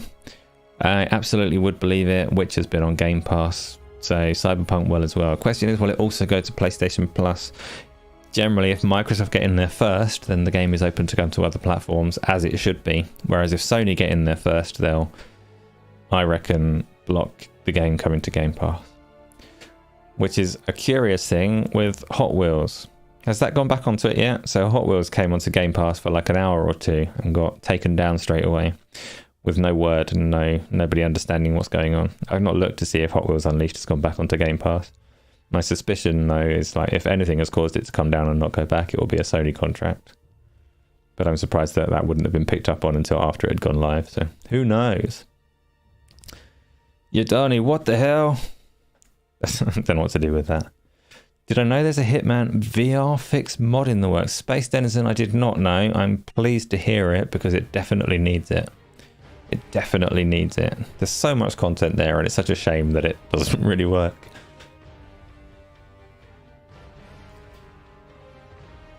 Hot Wheels is dope. VR mod needed. I probably don't need a VR mod for Hot Wheels. It's like, it is a pretty good game. And obviously every game is better in VR. But Hot Wheels doesn't like jump out as a prime candidate for it. Has to do with the possible Sony removal of more awesome racing games. Space Denizen, the Hitman trilogy was very enjoyable. So Punter, you like a bit of Hitman. Hitman should be brilliant in VR though. It's just not. Andrew Tate simulator when? I don't know what that would simulate. But it would probably be in the same Steam category as Sex with Hitler 2. So can't say I'm going to jump at the chance to search for it. Why does this track sound like something from the Avengers Endgame? I don't know. I can't actually hear the track right now, but I'll take your word for it. Can I do a backflip? No, I can't. No, Connor, I can't do a backflip. I've never tried. But I'm not the most graceful. So if I did try, it wouldn't end well. I can do... It's not that I'm like completely incapable of anything acrobatic, but I don't think a backflip would work out. If I were permitted to like not land on my feet and just land on my face or whatever, then yeah, I could do it for sure. Previous God of War question was a comment when the stream died and ended up in the... Oh, okay. I see. Yeah, it does. YouTube can do some funny things. I'm surprised it hasn't crashed again. Hopefully everything works again now. Darge is going to go and sleep. Thank you, Darge, for coming by and saying hello. We will play them games real soon, I promise. Have I considered my own separate VR and pancake shows? Pancake shows not being... Game on Daily, literally my own pancake show. What does it mean? What does it mean? This is my own pancake show, isn't it?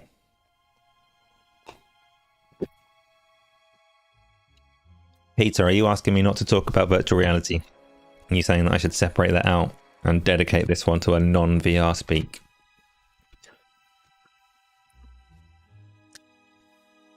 Q&A's are in VR. We can all meet in VR chat and have a VR show.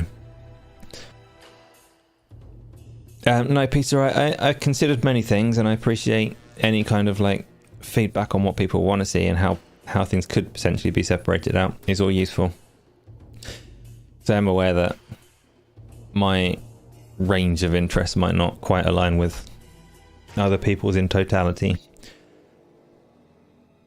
But my shows are so small that I haven't got around to separating anything out yet. I know a lot of people, like people with big channels, would probably have a completely separate one to talk about the pancake stuff and the VR stuff, so that people can pick and choose what kind of content is inflicted on them. But I am but a small creator with one channel that only has a small number of subscribers, so I will strive to do better. If Meta walks back the metaverse, good thing or bad thing for VR? Depends, Yodani. If they keep investing in VR, then that's a good thing. Their investment in the metaverse has been counterproductive. The metaverse itself sucks. But I do feel that the metaverse is possibly their primary motivation for spending on VR in the first place. So, still a good thing overall. Nobody wants the metaverse. I still want Facebook to throw their money at VR. But I am selfish. Peter Mollen, you're thinking I could have two shows for different audiences that enjoy my views. Yes, potentially, but we do also have, so on the Game on Daily channel, we obviously have Go Live on a Saturday. We do have a Tuesday show coming soon. And I do keep doing this one on Thursday as well. So, I don't know how this will play out as things go forwards and when it will become worth separating things out. But keep talking to me about it and keep telling me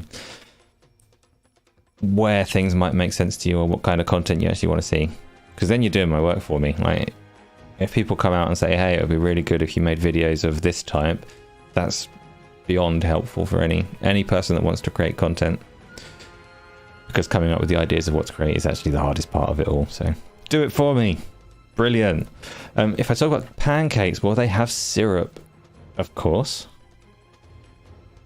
And what's the Tuesday show about? The Tuesday show is a community focused. So Go Live is very much a guest show. We have Gaz and I are always there, and we have guests on there, and the focus is always like topical gaming stuff from the guests more so than us. The Tuesday show will be Gaz and I talking a lot, with a lot of it dedicated to community. So the audience essentially being able to come in and talk to us and ask questions as well, and being brought into the show in a more real way than we can through just comments.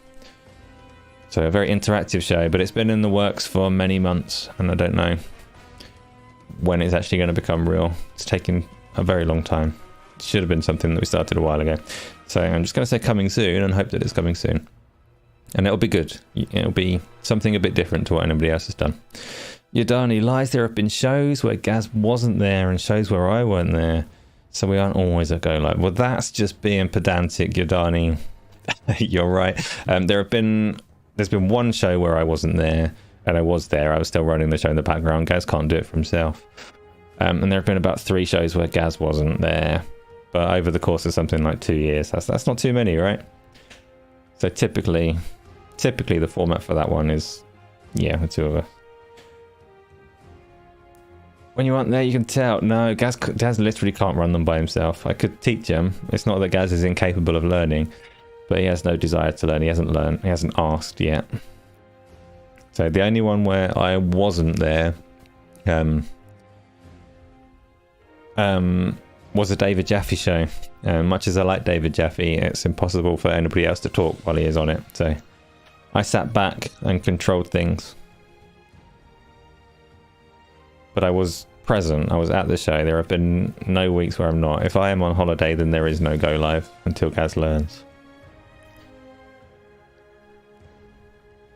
And that wraps things. Gaz has too many other things he does, and most are of his strong suit, and he does well. Yes, Gaz has his uses and his talents. And his auto-tune and his energy. So don't get me wrong, I'm not here saying that Gaz sucks. Like, I much prefer to do the shows when he can handle the hosting, because he does do that side of it very well. But he can't do the technology side. He's an EMCEE. I don't know what that means. An MC. Oh, he's an MC apparently, right? I understand. I read it because it was all capitalized, all stupid like. Jaffe is how you discovered Game On. Good. We've had him on the show a couple of times. Yeah. And I'm sure we'll have him on again at some point. Don't know when. But he certainly brings some conversation, so. That is it for today. My voice is going all funny and I can't control it. I got a little bit of, I don't know, something stuck in my throat. It's just making me sound like I'm speaking through some muffled funnel. I don't know. Yes, David Jaffe upset you, didn't he, Isla? I remember. But we won't go into that right now. So what we're going to do right now is finish up the show, because once again, it's run for too long. I thought it would be another short one. I knew there were some topics today, but I thought hour and a half at the most. It's not how it's played out. We've gone on to like a long time. I don't know how long the interruptions took up and ruined it. My timer says I've only been live for 47 minutes because we did have some difficulty. If you are watching after the fact, hit the like button, leave some comments, ask some questions. We'll grab them and deal with them next week. Deal with them in the nicest way. Have some conversations. In the meantime, we've got Go Live again on Saturday. I'm not sure who the guests are yet, but I'm sure it'll be brilliant. And there'll be more things, loads more things, all this stuff coming up all the time. We love it very much. So thank you everybody for coming by and for hitting the like button and for telling everyone what a good time we have here. And I will see you next time. Blah.